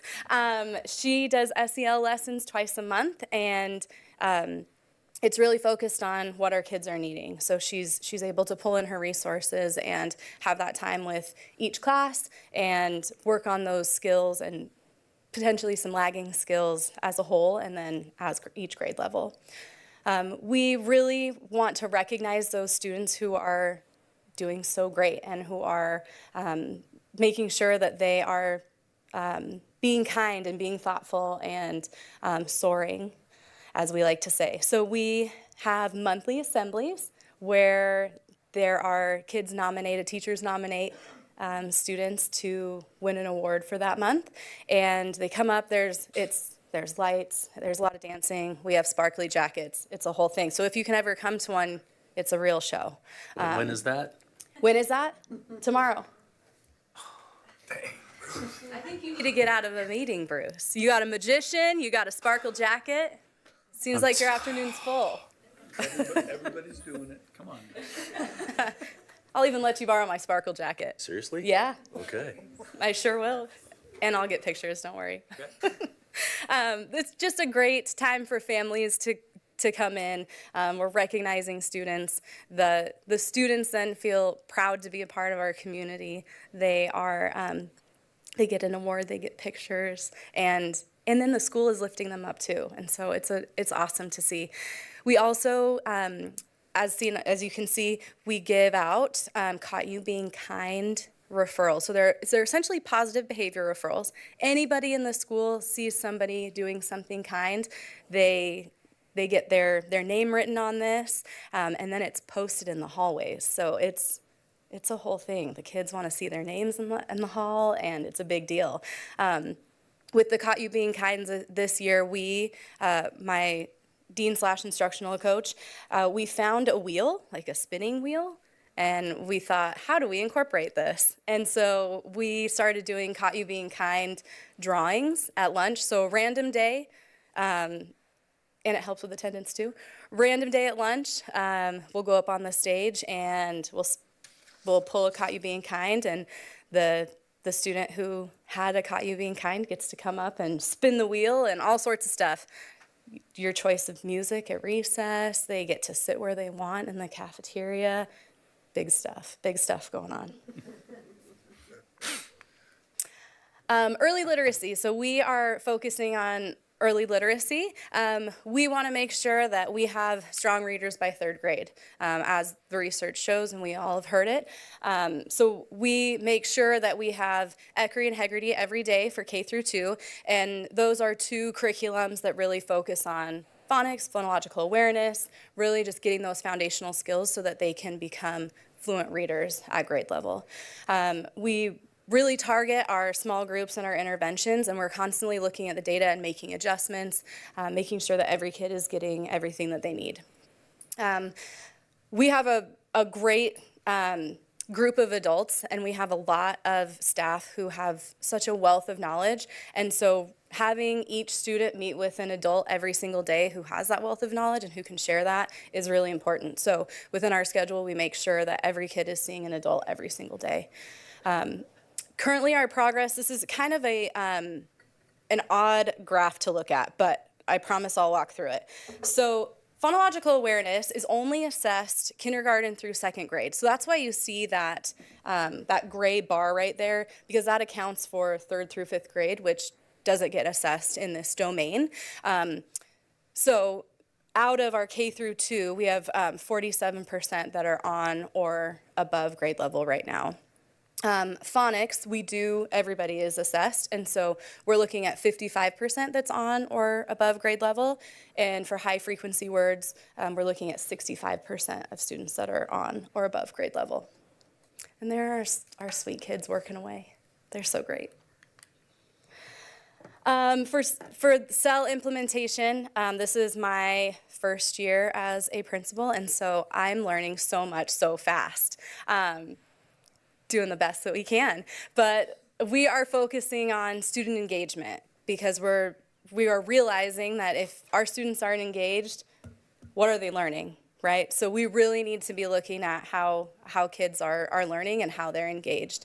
A big part of what I feel like is important as a leader is building relationships with the community, and especially in a situation like this where we want to grow instructional practice and we want to really start making changes for kids. I want to make sure that I have a good, trusting relationship with my staff. I don't want them to do when I walk in, and I don't want them to feel like I'm coming in to get them. And so I spend time in classrooms. I make sure to greet everybody in the morning. I want to be a seamless part of their classroom, and I want to be more of a consistent presence than just a pop in every now and then. And so building that foundation of trust and building that relationship so that we can make real instructional change is a big part of my focus. Next steps, I want to make sure that I'm giving meaningful feedback and we're able to have reflective conversations. So meaningful feedback not being just, great job, you did it. Really looking at what are they doing well. Where are some areas that they are really, really excelling in? And then where are some areas where maybe we can make some adjustments so that that can be in an area where they excel as well. And then having that conversation with them where they can look at what I'm seeing and think to themselves, all right, what do I want to work on as a professional, and how do I want to better my practice? As Leanna mentioned, our cell bot is so helpful for making it us able to give timely turnaround, going through the transcripts and really helping us zone in on what are we seeing that's so good, and it can be like a second, sometimes third set of eyes, so that we're making sure we're getting all of the amazing things that our teachers are doing, and we can see things that it can't. And so it's been a really great tool to help me get better and to have that feedback be quick so that we can make those quick changes. Points of pride. We have so many. Look at them. They're so great. One big one is that we have an 83% regular attender rate, which is so awesome and so great. So we're so excited to see our kids every day, and they want to be at school, and it's a priority for our families, which is awesome.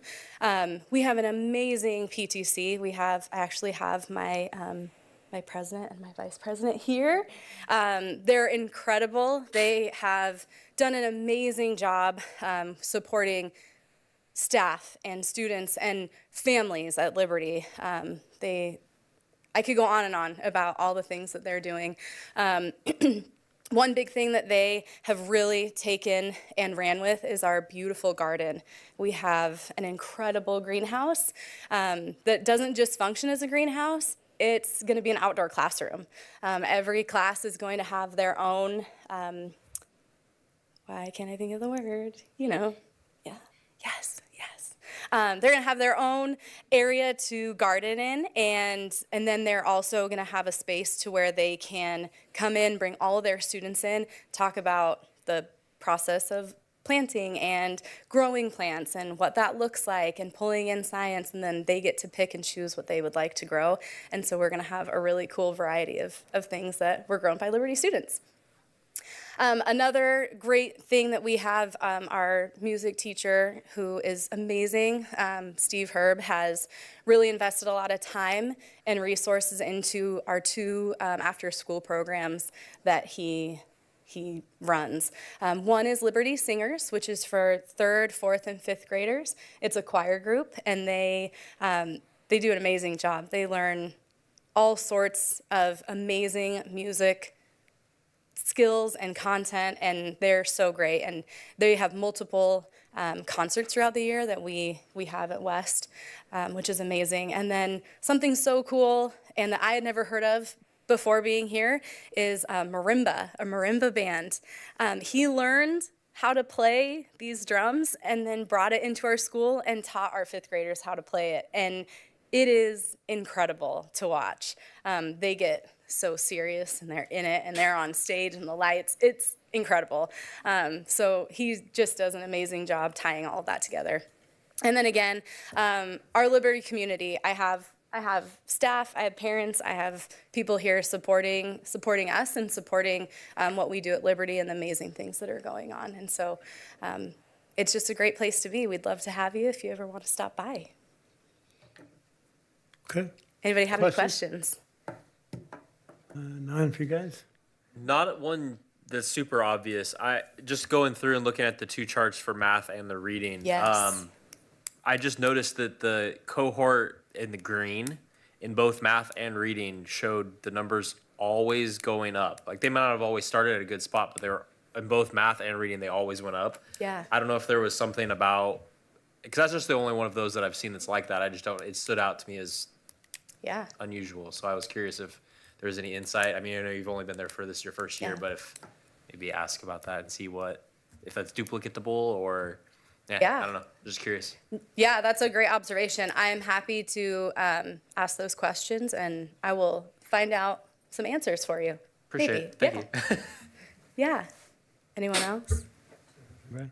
I had a question about your behavior. You were limiting it to physical aggression referrals. Is that what you said? Yes. And you have 82 this year. Yes. Could you, and I don't expect you to know this cold, but about how many kids are you talking to those 82 physical aggression referrals? So I can. Yeah, I don't have an exact number for you. Estimate. But I'd say it's maybe 5 to 7. And is physical aggression defined by hands on another kid or an adult? It can be either. So, but you have 82 instances of a kid putting their hands on another kid or an adult. Yes. And you got about half a dozen kids that are doing that. Yeah. Okay. Okay, good. And not good, but okay, I appreciate the I was gonna say, information. do you have a follow-up that maybe we could end on a high note? Yeah, I have a completely unrelated one, but Switch our questions if that works better. Back up. We're gonna try again. so I will tell you, both my kids went to Liberty, and they're in their 20s. So this is, at the risk of saying something controversial, I will say having a point of pride and promise, a great relationship with your PTC at Liberty is amazing. So really good job there. That's not historically been the case at that school for whatever reason. That I don't even know why, but it hasn't always been true. So we're really glad you guys are here. Thank you. And I'm really happy to see that relationship's working out really well. So good job. They're great. Yeah. Good job, Taylor. All right. Thank you. Thank you. That's your 2 rookie elementary principals, right? Back to back? Well, no longer. Now that's wiped away. Now it's vet. For rookies anymore? Play the rookie card for a little bit longer. Ditto. Taylor, I tried that for a while. It just doesn't seem to work. No.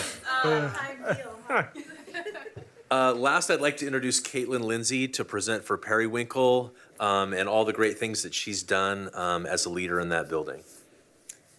Hi, good evening, you guys. Can I still pull the rookie card too? You're a veteran. Veteran. Darn it. So this is my 3rd full year at Periwinkle, but 3.5 years. So I'm excited to share with you the growth we've made over the last 3 years. Has been substantial, and just the change from when I took over at Periwinkle to now. So our vision and our goal at Periwinkle is that we're a positive school community where all staff and students unite to share a commitment to growth and learning for all. We start with our first goal of reading, and our goals are different than the last 2 schools in that we are focused on our typical growth. And that's because when looking at data, we're finding that kids can make substantial growth. Let's say that they're 2 years behind in grade level, and they would be making substantial growth, but they weren't necessarily counted or celebrated in how much growth they had made in 1 year, because they were still below grade level, according to that green. And then in addition, we were looking at our students that were on grade level and finding that actually they weren't growing. So we were not extending the learning for our students that we would say are meeting the standards. So they're the ones that are kind of just coasting along. And so we wanted to make sure that we were helping extend them as well. So our instructional leadership team, or ILT, kind of changed our thought process on our goals and really focused in on that 70% of our students would meet the typical growth goal according to the iReady diagnostics. And that's an increase from last year from 57%. We, right now, as of January, when we finished benchmark in reading, right now 55% of our students are on track for meeting that typical growth goal. What we found too, as we've looked back at historical data, is we are looking, if they're on track, they've met about 50% of their typical rate of growth at this point, but we're finding that even those students that are meeting about 30 to 40% right now, they skyrocket into spring and actually do meet that. So we still are hopeful that we'll be meeting that 70% growth goal. We're doing that by providing daily reading interventions in small groups with the help of our special education assistants, or SEAs. We're really focused in on data, looking at our core group. They just did their core review meetings today, our teachers did, where they're looking at all students, finding the strand of reading that they want to focus in and target. We have really worked a lot on phonics skills over the last 3 years, and we have found we have most of our grade levels meeting, or about 80% of our students have their phonics skills. So that allows them to jump into fluency, which is exciting. We're able to try starting or implementing new fluency interventions. So this year is our first year really diving into Read Live for a lot of our students, which is a curriculum that's focused on fluency. We provide half-day planning sessions and learning walks with the support of our instructional coach. We use title funds for that. Each of our grade level teams gets 6 additional half-days to really plan around reading and math. Myself, as many times as I can, join those meetings, and they're looking at their assessment data, they're looking at pre-assessment so that they can add different scaffolds to their planning or their lessons. They look at exit tickets and then adjust their teaching for that unit. And then those post-assessments, what additional things do they need to circle back around? And then we also are focused in on our reading interventions, including our SEAs, with that planning. This year is the first year we're doing our intervention review meetings during the school day using title funds. We bring in some substitutes, and our classroom teachers and our support staff are part of those meetings, because it's not just our classroom teachers that are running those groups. Our wonderful classified staff are making sure that they are fully trained in the interventions. They understand the data that we're asking them to, one, take through progress monitoring, but also they are working with the students every day, so they should have some buy-in to help those students grow. And it's been great for them to actually see the data and see, whoa, that kid is growing great, or their group is not growing, and they're thinking, what can I change, what can I do? So our instructional coach is providing observations for our classified staff, providing feedback on rates of interaction, ratios of interaction, positive and negatives, and then how many responses are they giving as well. Our next goal is in math. Same type of goal is focused on growth. We're looking for 60% of students to meet their typical growth goal, and that's an increase from 49%. We're doing that through really getting to know the math curriculum. This is our 3rd year actually using the iReady MyPath. We were able to purchase the intervention component through title funds for the last 2 years, so our staff is fluent in how to use that, how to make groups, how to read that data, and now we're excited to see how that growth can partner with actually having the full curriculum. We have professional development that's focused on the math curriculum, how to structure math intervention using those tools, and just how to build sustainable unit planning. And we're using those half-day sessions and learning walks to help with that. And then we have a dedicated math intervention time that has SEAs as well in the classroom. We use math intervention curriculums of Bridges and Do the Math to help supplement any of those Tier 3 interventions. Our third goal is around behavior. We're looking for 7% or less of our students to exhibit a need for Tier 3 behavior supports. This is meaning a lot more outside skill building for lagging skills. This might mean more structured supports through recess or lunch or any of our behavior coaches. And then we're also looking to increase our regular attenders from 69% to 72%. You can see on the graph, so the green is our students that have 0 to 1 behavior referrals. We're at 86%.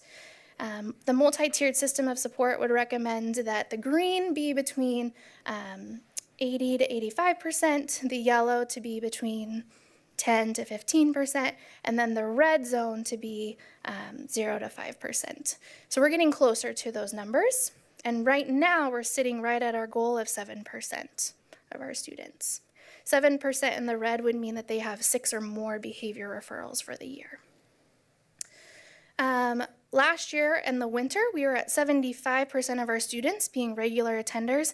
That means that they're here at least 90% of the time at school. And we dropped a little bit this winter to 72%. Our school got hit real hard with the flu, and hand, foot, mouth went around.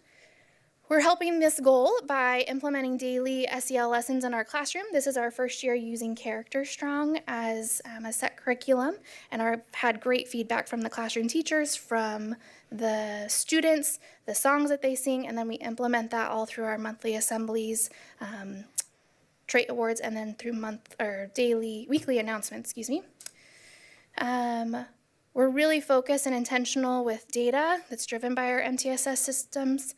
We meet every month, every about 4 weeks, to look at Tier 2 data, so students who have 2 to 5 behavior referrals, how we can adjust our classroom interventions, potentially add in Tier 2 interventions, and then make referrals to our Tier 3 systems if need be, so we can respond quickly.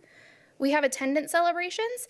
Our favorite thing is on random days, random for the kids, not for us, is attendance awards. So that could be I come on the intercom in the morning and they have a random extra recess that day just for being at school.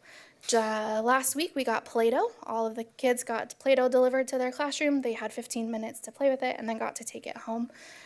So just really random, different days of the week, different times, and then we take pictures, put that on our weekly announcements, and send them home to try to encourage kids to come every day, because you never know when a surprise will happen.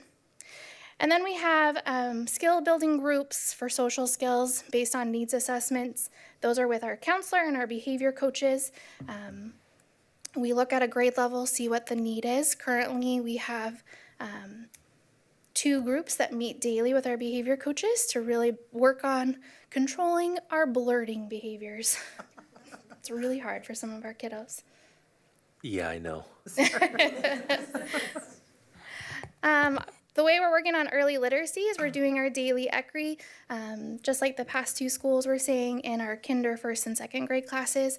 One of my favorite quotes from one of our kindergartners last year, towards the end of the year, we had a delay, and their ECRI time was in the morning, and so they weren't going to have it that day.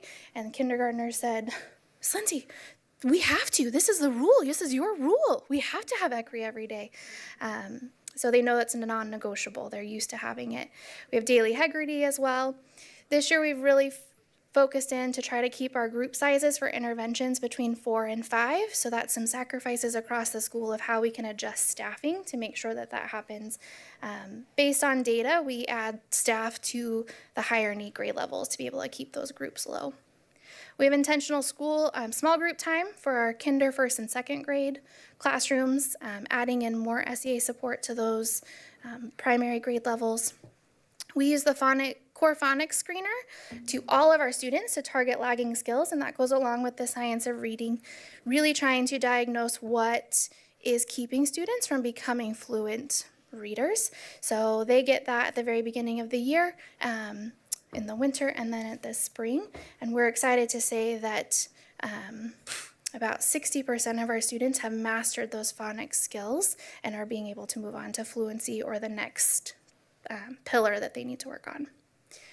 We do our intervention review meetings every 6 weeks, and then we do have a Tier 3 interventionist paid through title funds that really target and add in additional reading and math supports and writing supports for our highest need students. And those are for the students that are not being served through special education. Real quick, can you turn the TV back on? I was looking at that one. And I don't have my, it's warming up? Okay, thanks, sorry. No, it's okay. Do I you don't want have me it to on my pause? computer and I was, no, go ahead. I'll turn around if I'm really curious. It really I've got it on the screen. I can. sounds good. So if he's Hopefully not, I'll describe Yeah. it really well, yeah. For our cell implementation, our school decided through our instructional leadership team to focus on 4 of the indicators in student engagement and assessment for student learning. And we've been really working on building that student talk right now. And those indicators came from, in the spring, our teachers did self-reflection, and they chose an indicator that was going to be their personal growth goal. And I kind of looked through all of them and found which one was the most common, and those were the 4 that became the most common. So our PD for the year really, or professional development, really focused on those 4 indicators. Our ILT team has been working with our coach to prepare those staff professional development sessions. We, through that, have really gotten rid of and eliminated the raising of hands. So if you come over to Periwinkle, you'll find that kids either are used to cold calling, they have a lot of partner talk, popsicle sticks are being drawn, and for some of our older classes especially, they're used to just not even offering their raised hand because they know that they could be called on at any point. We're also working on how to help increase that safe to try culture in doing that, because it can be very nerve-wracking if you're a student that's lacking language, has anxiety, or feels below, to want to answer that or be prepared. And so staff are working on how to implement cultures that allow the act of making mistakes to be safe. So they're modeling that, they're providing that language support, providing sentence frames or stems to increase that talk and rigor. We do grade level walkthroughs during those half-day planning sessions. Our grade level teachers, they pick either the grade above them or below that they want to go look at. They pick a prioritized indicator, one of the 4 that we focus on, and then look for points of pride. I don't participate in those to help keep it non-evaluative. Even if I say that, sometimes even just when I walk in, that can cause some staff to get nervous. And so this is just a time for them to learn from each other. Once they finish their walkthrough, they come back, they debrief that walkthrough, and then they encourage their teammates with a kind note. And that just helps us become more familiar with the rubric as well. So next steps is looking at adding that reflection again at the end of this year and picking our next indicators, potentially keeping the same ones and building upon them. We're going to increase the use of formative assessments to adjust our instruction, adding those to our plans, and then continue our focus on small group instruction. One of the positives I've seen of CEL is the pictures on the wall you'll see, or on the screen, is actually from a, I want to say 15-year veteran teacher who has just latched on to the assessment, the student self-assessment indicator, and has created a bump up wall for her students. So she has written, this is where you might start to make it even better or increase your score, this is what you would add. And students go and look at that wall. Their writing is never done. They can always increase it. But it's not only helping our brand new teachers, but even our veteran teachers are latching on to see how they can continue to improve their instruction. Some other key priorities that we've been focused on is the implementation and integration of 2 new specialized programs, new to Periwinkle. We house the kinder, 1st, and 2nd grade structured support classroom and the 3-5, 3rd, 4th, and 5th grade program. We are implementing and continuing to grow in our safety protocols to address bias incidents, threats of harm, and mental health supports by the end of the day. It's never fun to get a phone or have your 8-year-old come home and talk about someone said something mean or something happened and not have that information. So we try to make sure that that happens before the end of the day as best as possible. Our behavior team continues to process data, review systems so that we can better implement strong support plans. And then we have our monthly celebration assemblies. Other great things happening at Periwinkle, we have our 5th grade leadership program called the Roadrunner Ambassadors. They help run the notes at the end of the day, all of the recycling. They help at kindergarten recess. They ran the movie night that happened at Periwinkle. They partnered up with the Calpuya Middle School. So they're doing wonderful things. We have a great Battle of the Books program. This year is our first year implementing an after-school math tutoring program. Looking at students, specifically our 3rd, 4th, and 5th graders that have been struggling with math. We're adding additional time for them on Tuesdays and Thursday afternoons. We provide them a snack. They meet with some of our classified staff, run through an intervention program for an hour. And a huge shout out to our transportation department who helps get those kids home on time. They were able to just add them to a route and allowed more students to be able to participate in that program. Family engagement, we have a bunch of different nights that happen. We have our math night happening tomorrow. We are an elementary school that has art as a specials for students, and we get to partner with some West Albany art students that come over and help with the clay unit and creating pottery. We have our Golden Awards, and then really the best part of Periwinkle is the strong, cohesive staff that work together to support students. Truly, we would not be where we are without our certified and our classified staff. So those are the wonderful things about Periwinkle. What questions do you have? Any questions? Wow. So red zone is 6 or more referrals. What's yellow zone? Yellow would be 10 to 15. Or excuse me, sorry, percent. I was gonna say that's Yeah, a lot. Wow. I think you might have that I'm doing backwards. real well. 2 to 5 referrals. 2 to 5, that's what I would have guessed. Okay. And do the SSCs include in that data, or are they separate? That is not included in that data. Okay, that makes sense. One thing that we're working on, as I'm learning having a specialized program, but also learning with the special programs department, is what that behavior referral looks like for our students in specialized programs. Looking at our matrix, and that's work we're doing at the district level too on aligning a lot of our behavior systems, is, you know, on our matrix, if we were giving a behavior referral to all of our students in our specialized program, a lot of them would be earning a lot of behavior referrals a day. And so thinking about what makes sense and what do we need to report, and how does that actually, what data actually helps us make a different decision for our students in specialized programs. Other than Timber Ridge, the district has never put 2 special programs in the same school. So Say that again, the sorry. district's never put 2 special programs in the same school, other than Timber Ridge, which had a 3-5 and a 6-8 DLC. It's a little different because it's a middle school. Yes. So you're the first. Yes, Be us interested to see how and that goes. it has been I bet. interesting. I'm learning a lot. Yeah. So us and Oak Grove is another elementary school with 2 specialized Oh, programs as well this okay. year. K3 and a 3, K2 A and a K2 and a 3-5. 3-5. They Is have that a DLC? FSC, yeah. FSC, yeah. A little different, but yeah. Okay, interesting. Director Madeline, I would like to recognize Caitlin and the work that she's put in, as well as Taylor. Both principals have had a huge lift in specialized programs with some challenges in staffing and implementation. Both of them have done a phenomenal job and really have done everything in their power to make things work and happen for the kids in our district. All 3 principals did a fantastic job tonight. I want to recognize that.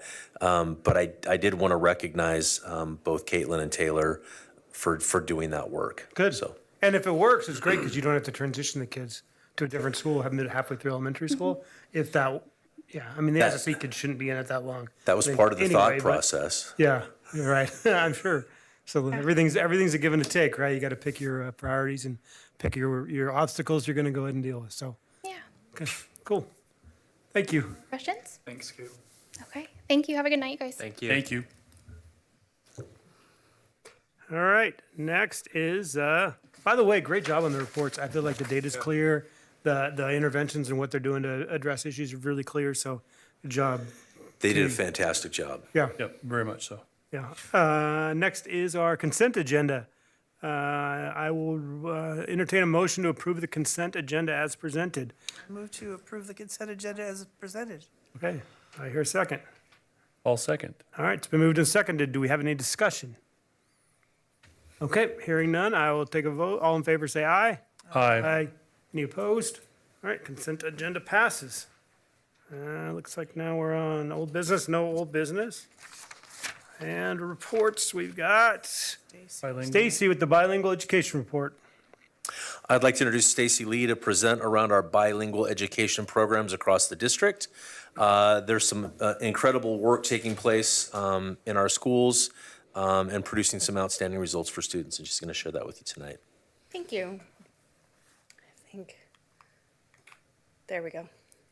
So I am the district curriculum coordinator, but also the district administrator for our bilingual education program, and so I'm happy to share with you what we've been working on.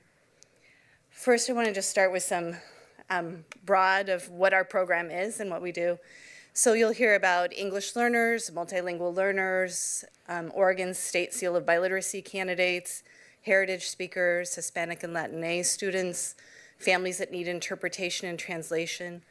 All of those students are welcome in our bilingual education program, but they also are outside of our bilingual education program. What makes the bilingual education program itself unique for serving these families and students is the pillars of bilingual education. So these are well known. We take our work from the Center for Applied Linguistics, and there are three main pillars. The first is bilingualism and biliteracy. So we want our students to be able to speak, listen, read, and write in both languages, in English and in Spanish. We're looking at grade level academic achievement. So we want our students to meet grade level standards in English and Spanish.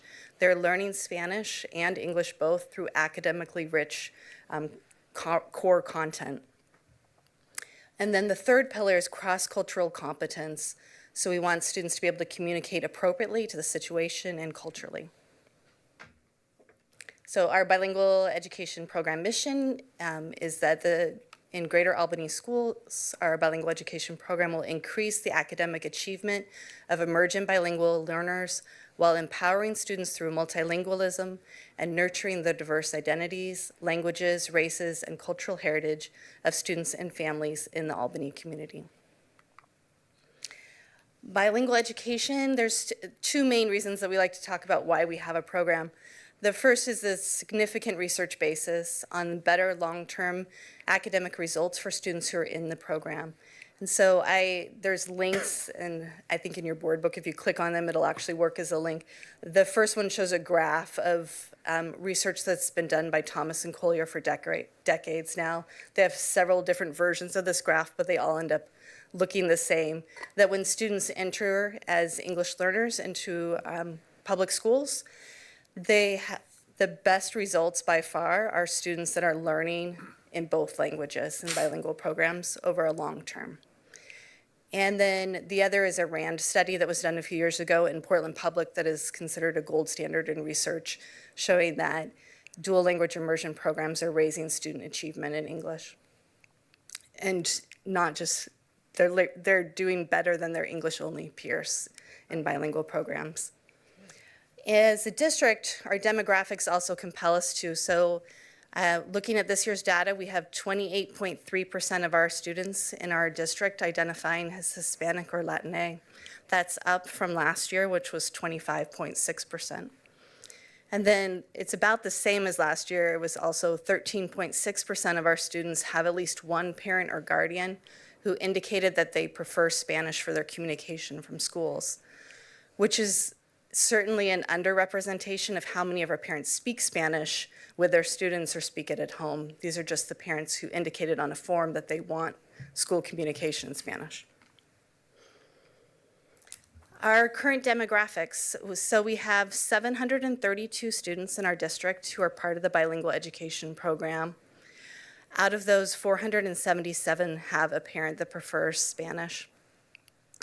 The Ever English Learners, so we have current ELs, that's Current English Learner Program, and then the Ever English Learner Program. Those numbers were off. When I looked at them again, I thought, we don't have 97.7% of our students as Ever English Learners. So the board book itself has an updated version, and that will be loaded on the website when the records from tonight are there.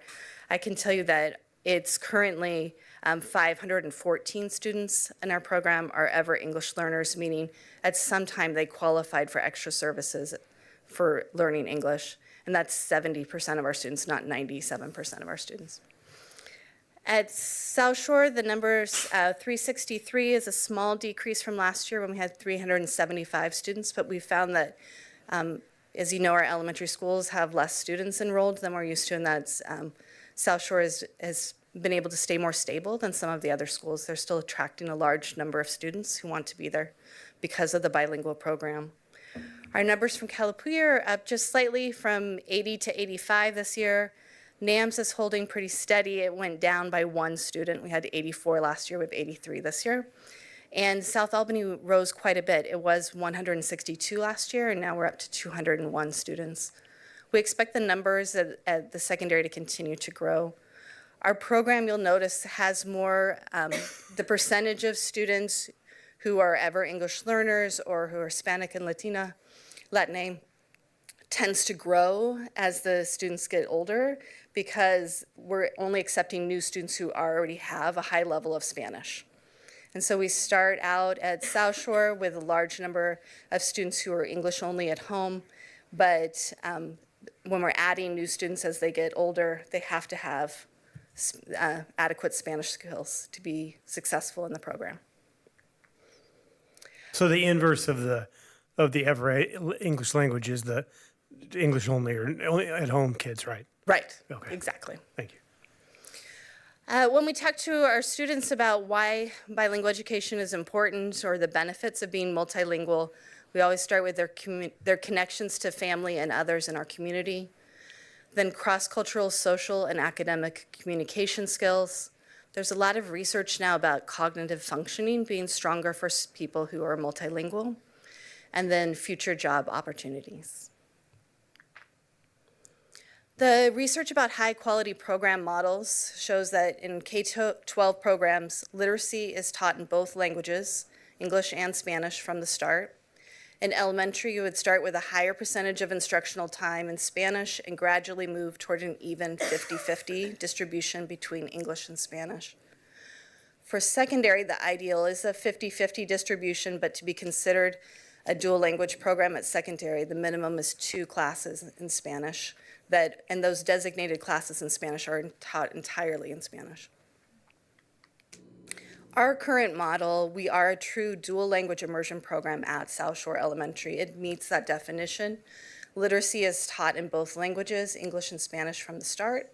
The kinder start with a higher percentage of their instructional time in Spanish, and the students gradually move towards that even 50-50 distribution. In secondary, we're not there yet. We're considered a maintenance bilingual education program because most students just take 1 designated BEP class in Spanish each year. Calapooya, for 7th and 8th grade, they have a science teacher who's able to teach in Spanish, and so we've been able to add that. So we have both social studies and science for 7th and 8th graders in Spanish at Calapooya. Since I met with you last January, we've accomplished some things. So we use the guiding principle for dual language education from the Center of Applied Linguistics to look at our program. It's a very common tool nationally. And so the blue sections are sections in that guiding principles document. When we look at program structure, we used to just have our secondary teachers meeting. We had a TOSA that was a teacher on special assignment, and occasionally administrator would come. When I first started in this role, that was me. And we didn't have as much say from principals and from a wider view of getting understanding what was happening with our program. We expanded that to include our administrators more, and then this year we've expanded to include elementary in the same group as our middle and high school team.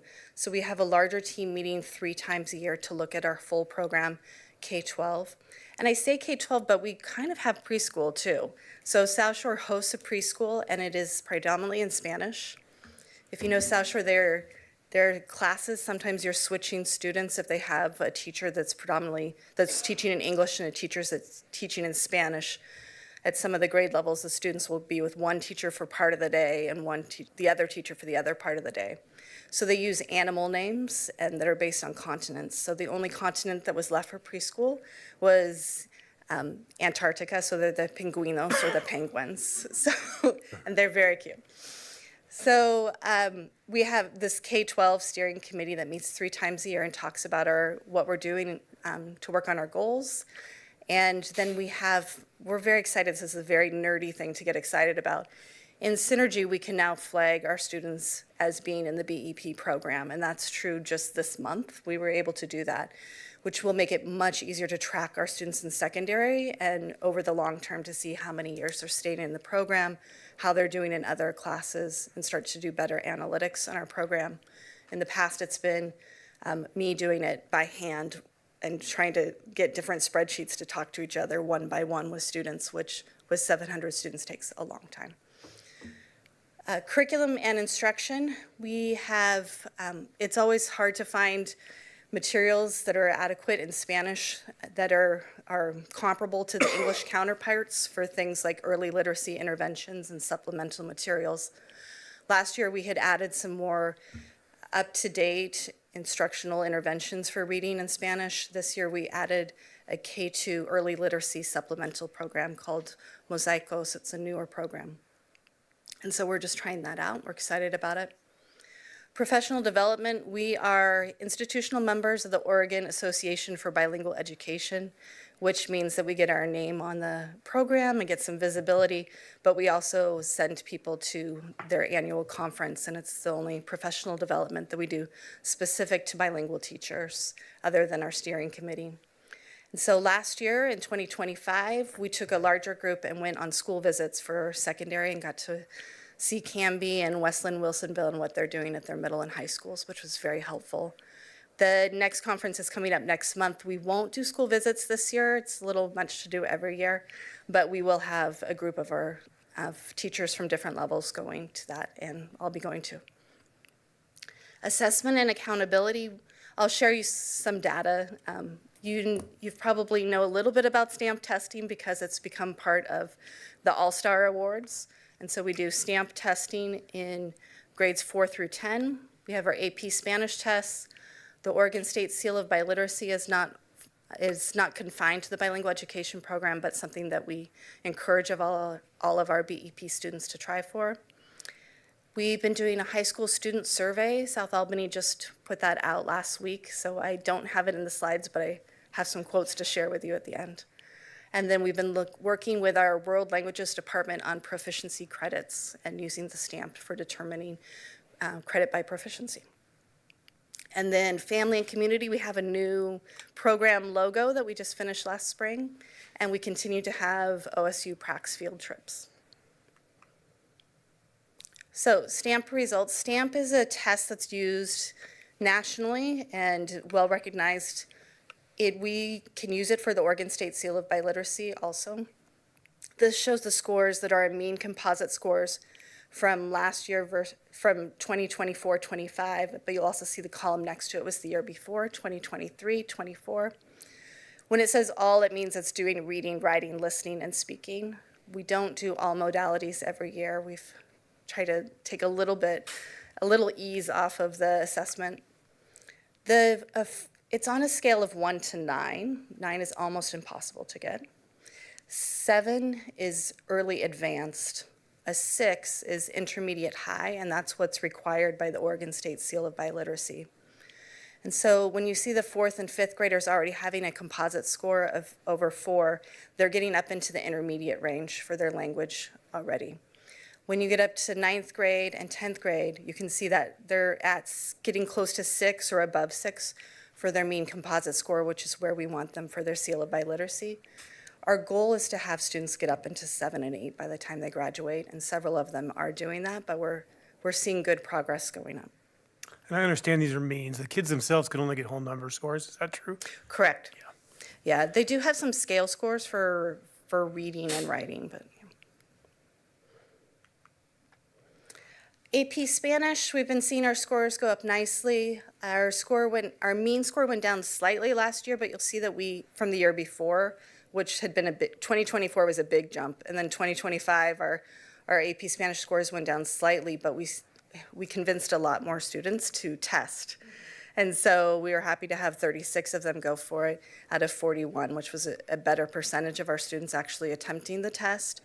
Our percentage of students who received a 3 or higher was 94.4%, which is incredible. It's compared to 83.9% in Oregon. So we're feeling pretty good about how AP Spanish is going.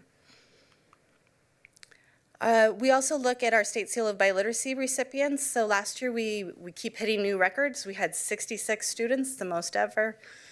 Of those, 27 of them were currently in our BEP class for seniors. Many more were former BEP students. It's fairly anecdotal, though. That's another thing I'm happy with Synergy now that we'll have that. I'll be able to track that a little easier rather than going through every kid and trying to look at each of their transcripts to see if they were ever in the program. But I recognize enough names that I know a lot of them were. We first awarded the Seal of Biliteracy in 2018, so we're one of the older districts going through the state for having done this. We do 2 other high school graduation recognitions. So our students that take BEP all 4 years of high school and have at least a 2.5 GPA in those classes receive a STOL at graduation for honors, and there's 19 of them earned that last year. Last year, 2 years ago, we started a certificate for students who have spent at least 10 years in the program, and we had 20 students that graduated last year that had spent over 10 years in the program. Our community social cultural events, we're always looking for more things for our secondary to do, but we have created this great partnership with OSU Prax. And so they actually informed us quite a bit ahead of time when something's coming up, and they reserve the best seats for us there. And our 3rd through 5th graders usually take the whole bottom part of the Prax, if you've been to the Prax, and fill it. And it is so much fun if you have a chance to go with them. The next one isn't until next September, but they've already called to make sure that date will work for South Shore because they didn't want to finalize the booking without knowing that it would work for us. That's how much they love us and we love them. So since our last time, they had just gone to Villalobos Brothers. Right after the last board presentation, I was able to go with them to that. That's 3 brothers from Veracruz that play the violin and dance while they're doing it and tell stories while they're doing it.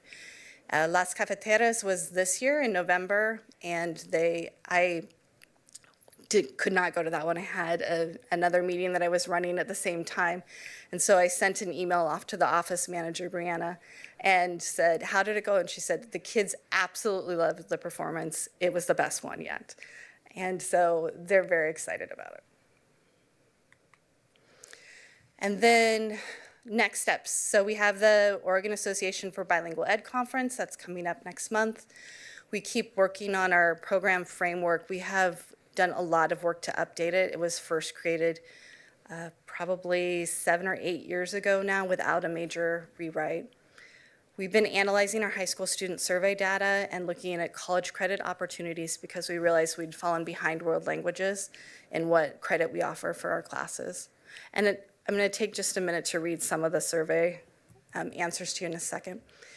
We've been working on, the reason that South Albany worked on this survey, though, was to look at our secondary courses and see how it's matching up with what our students want to accomplish after high school and thinking about how to best support them, thinking about being multilingual and using those skills past high school.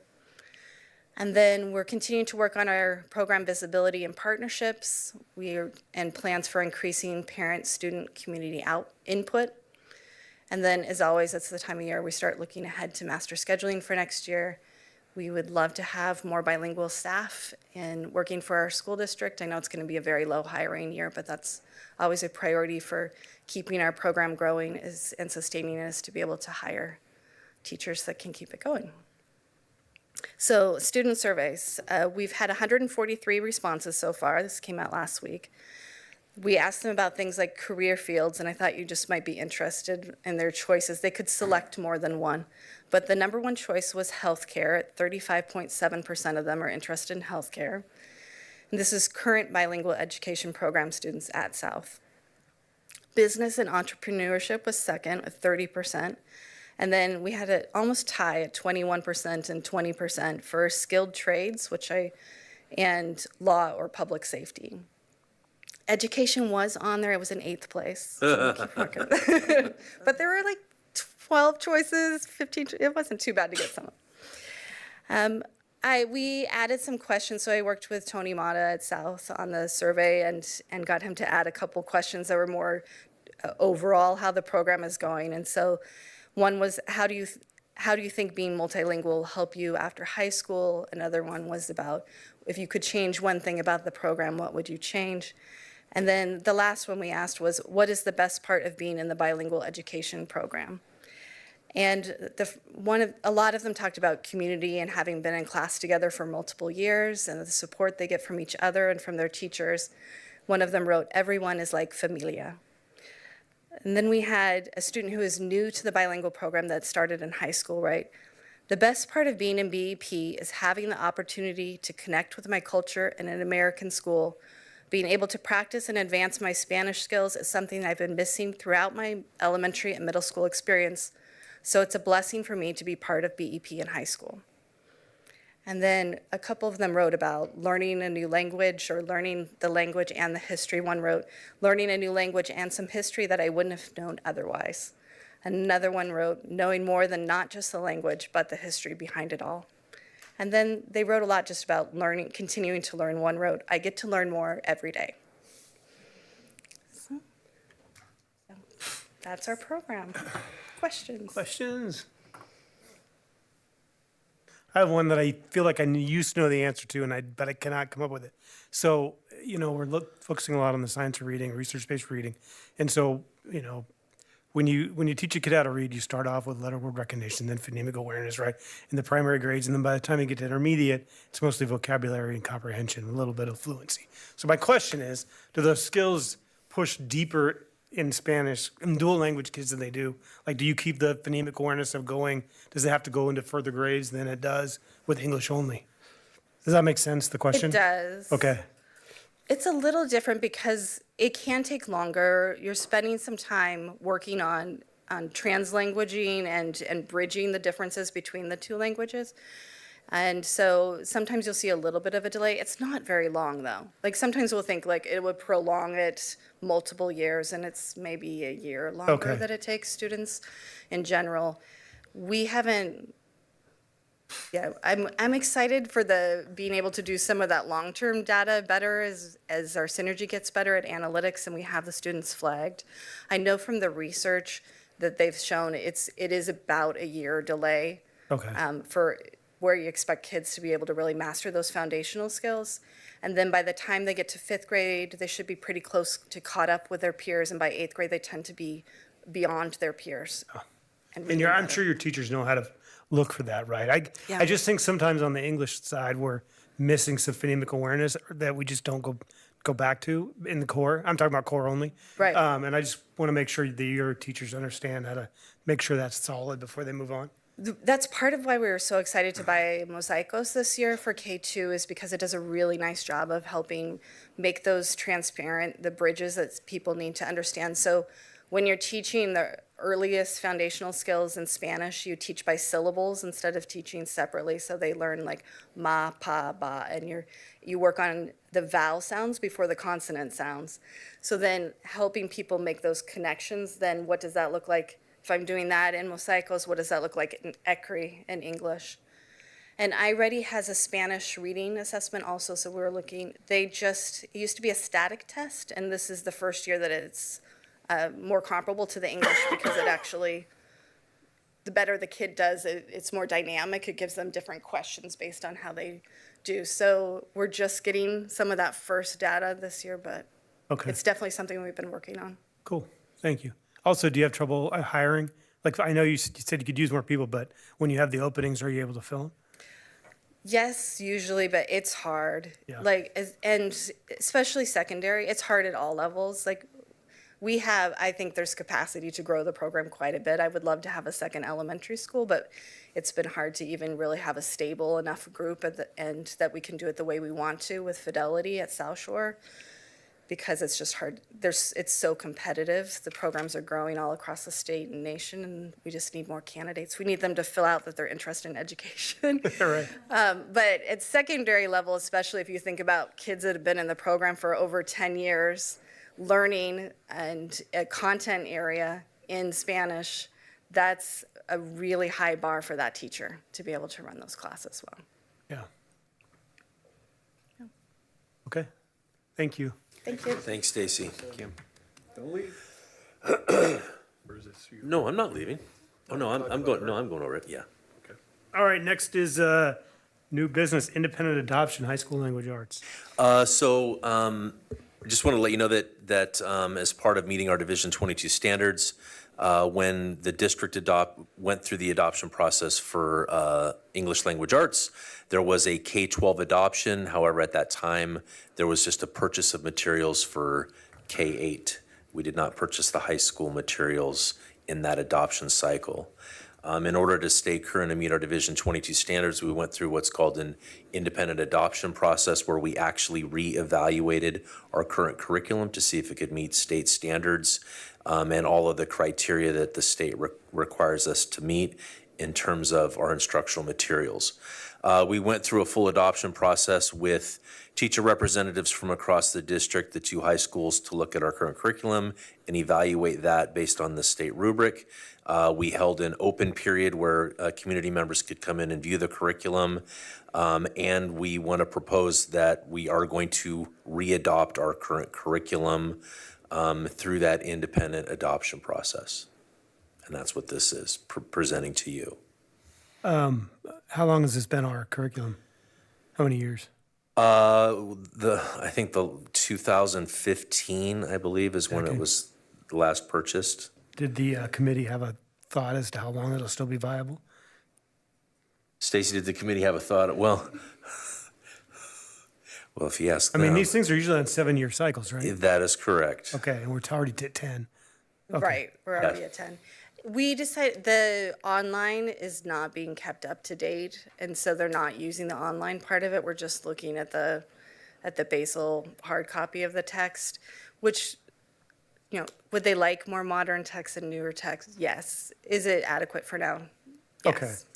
Okay. The other thing is with the grant that we've recently received from the state around literacy, we do have the ability to purchase some new supplemental materials, which will be novels for the high school I was level. going to say, high school language So, arts is probably not a ton of textbook anyway, right? it would be nice to have some current, up-to-date stuff, but they can still access critical reading, nonfiction reading, literary analysis, and things of that nature. So we are going to look to purchase some new novels for them Okay. coming very soon. Did you have something you wanted to? Oh, I was just thinking that you could just about use anything. Yeah. Yeah. English is English, English right? teachers always have. Yeah. The state is currently evaluating the long history of a 7-year rotation.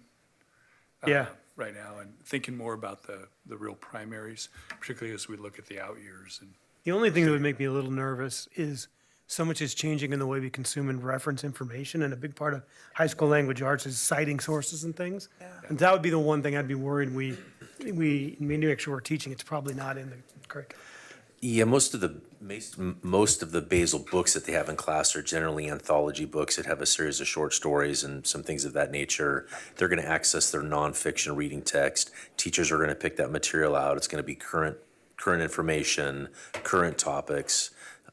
So it's pretty accessible, but I do appreciate the fact that the teachers came together from both South and West and did the evaluation, knowing that, hey, we're doing this to make sure everything's good to go for now.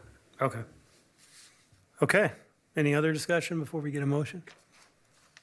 Okay, then I would entertain a motion to approve the independent adoption for high school language arts as presented. I'll second. No, I need a motion first. We need a motion. Yeah, I'd entertain a motion, sorry. Yeah. I'll move to approve the independent adoption high school language arts as presented. Okay, do I have a second? Now I'll second it. All right, now I got a second. It's been moved and seconded. All in favor, say aye. Aye. Any opposed? All right, now we're on to other business information only. Travel reimbursement. Knopfinger. So we are just updating the policy. It used to have rates, and now we're just referring it to the IRS so that we don't have to update the travel amounts as they change. Okay. Thanks for the information. Seems like a good idea. All right, then that brings us to public comment. You got your infomercial for that? Oh, yeah, I do have, I usually get a sign-up sheet by now, but no sign-up, no public comment. Well then, I'm not reading it then. perfect. Okay, then, in that case, I would entertain a motion, oh, wait, future agenda items, do we have anybody want to talk about it? Future agenda items. I don't know if you guys realize this or not, but Friday, I'll meet with Andy and Bruce, and we'll set, and Brad, and we'll set the agenda for the next meeting, so if you think of something before then, send me an email, and, all right? Anything else? In that case, I would entertain a motion to adjourn. Mr. Chairman, I move that we adjourn tonight's meeting. All right, do I hear a second? I second that. Moved and seconded, all in favor, say aye. Aye. And we are adjourned. Yay. Gavel pound. Hey,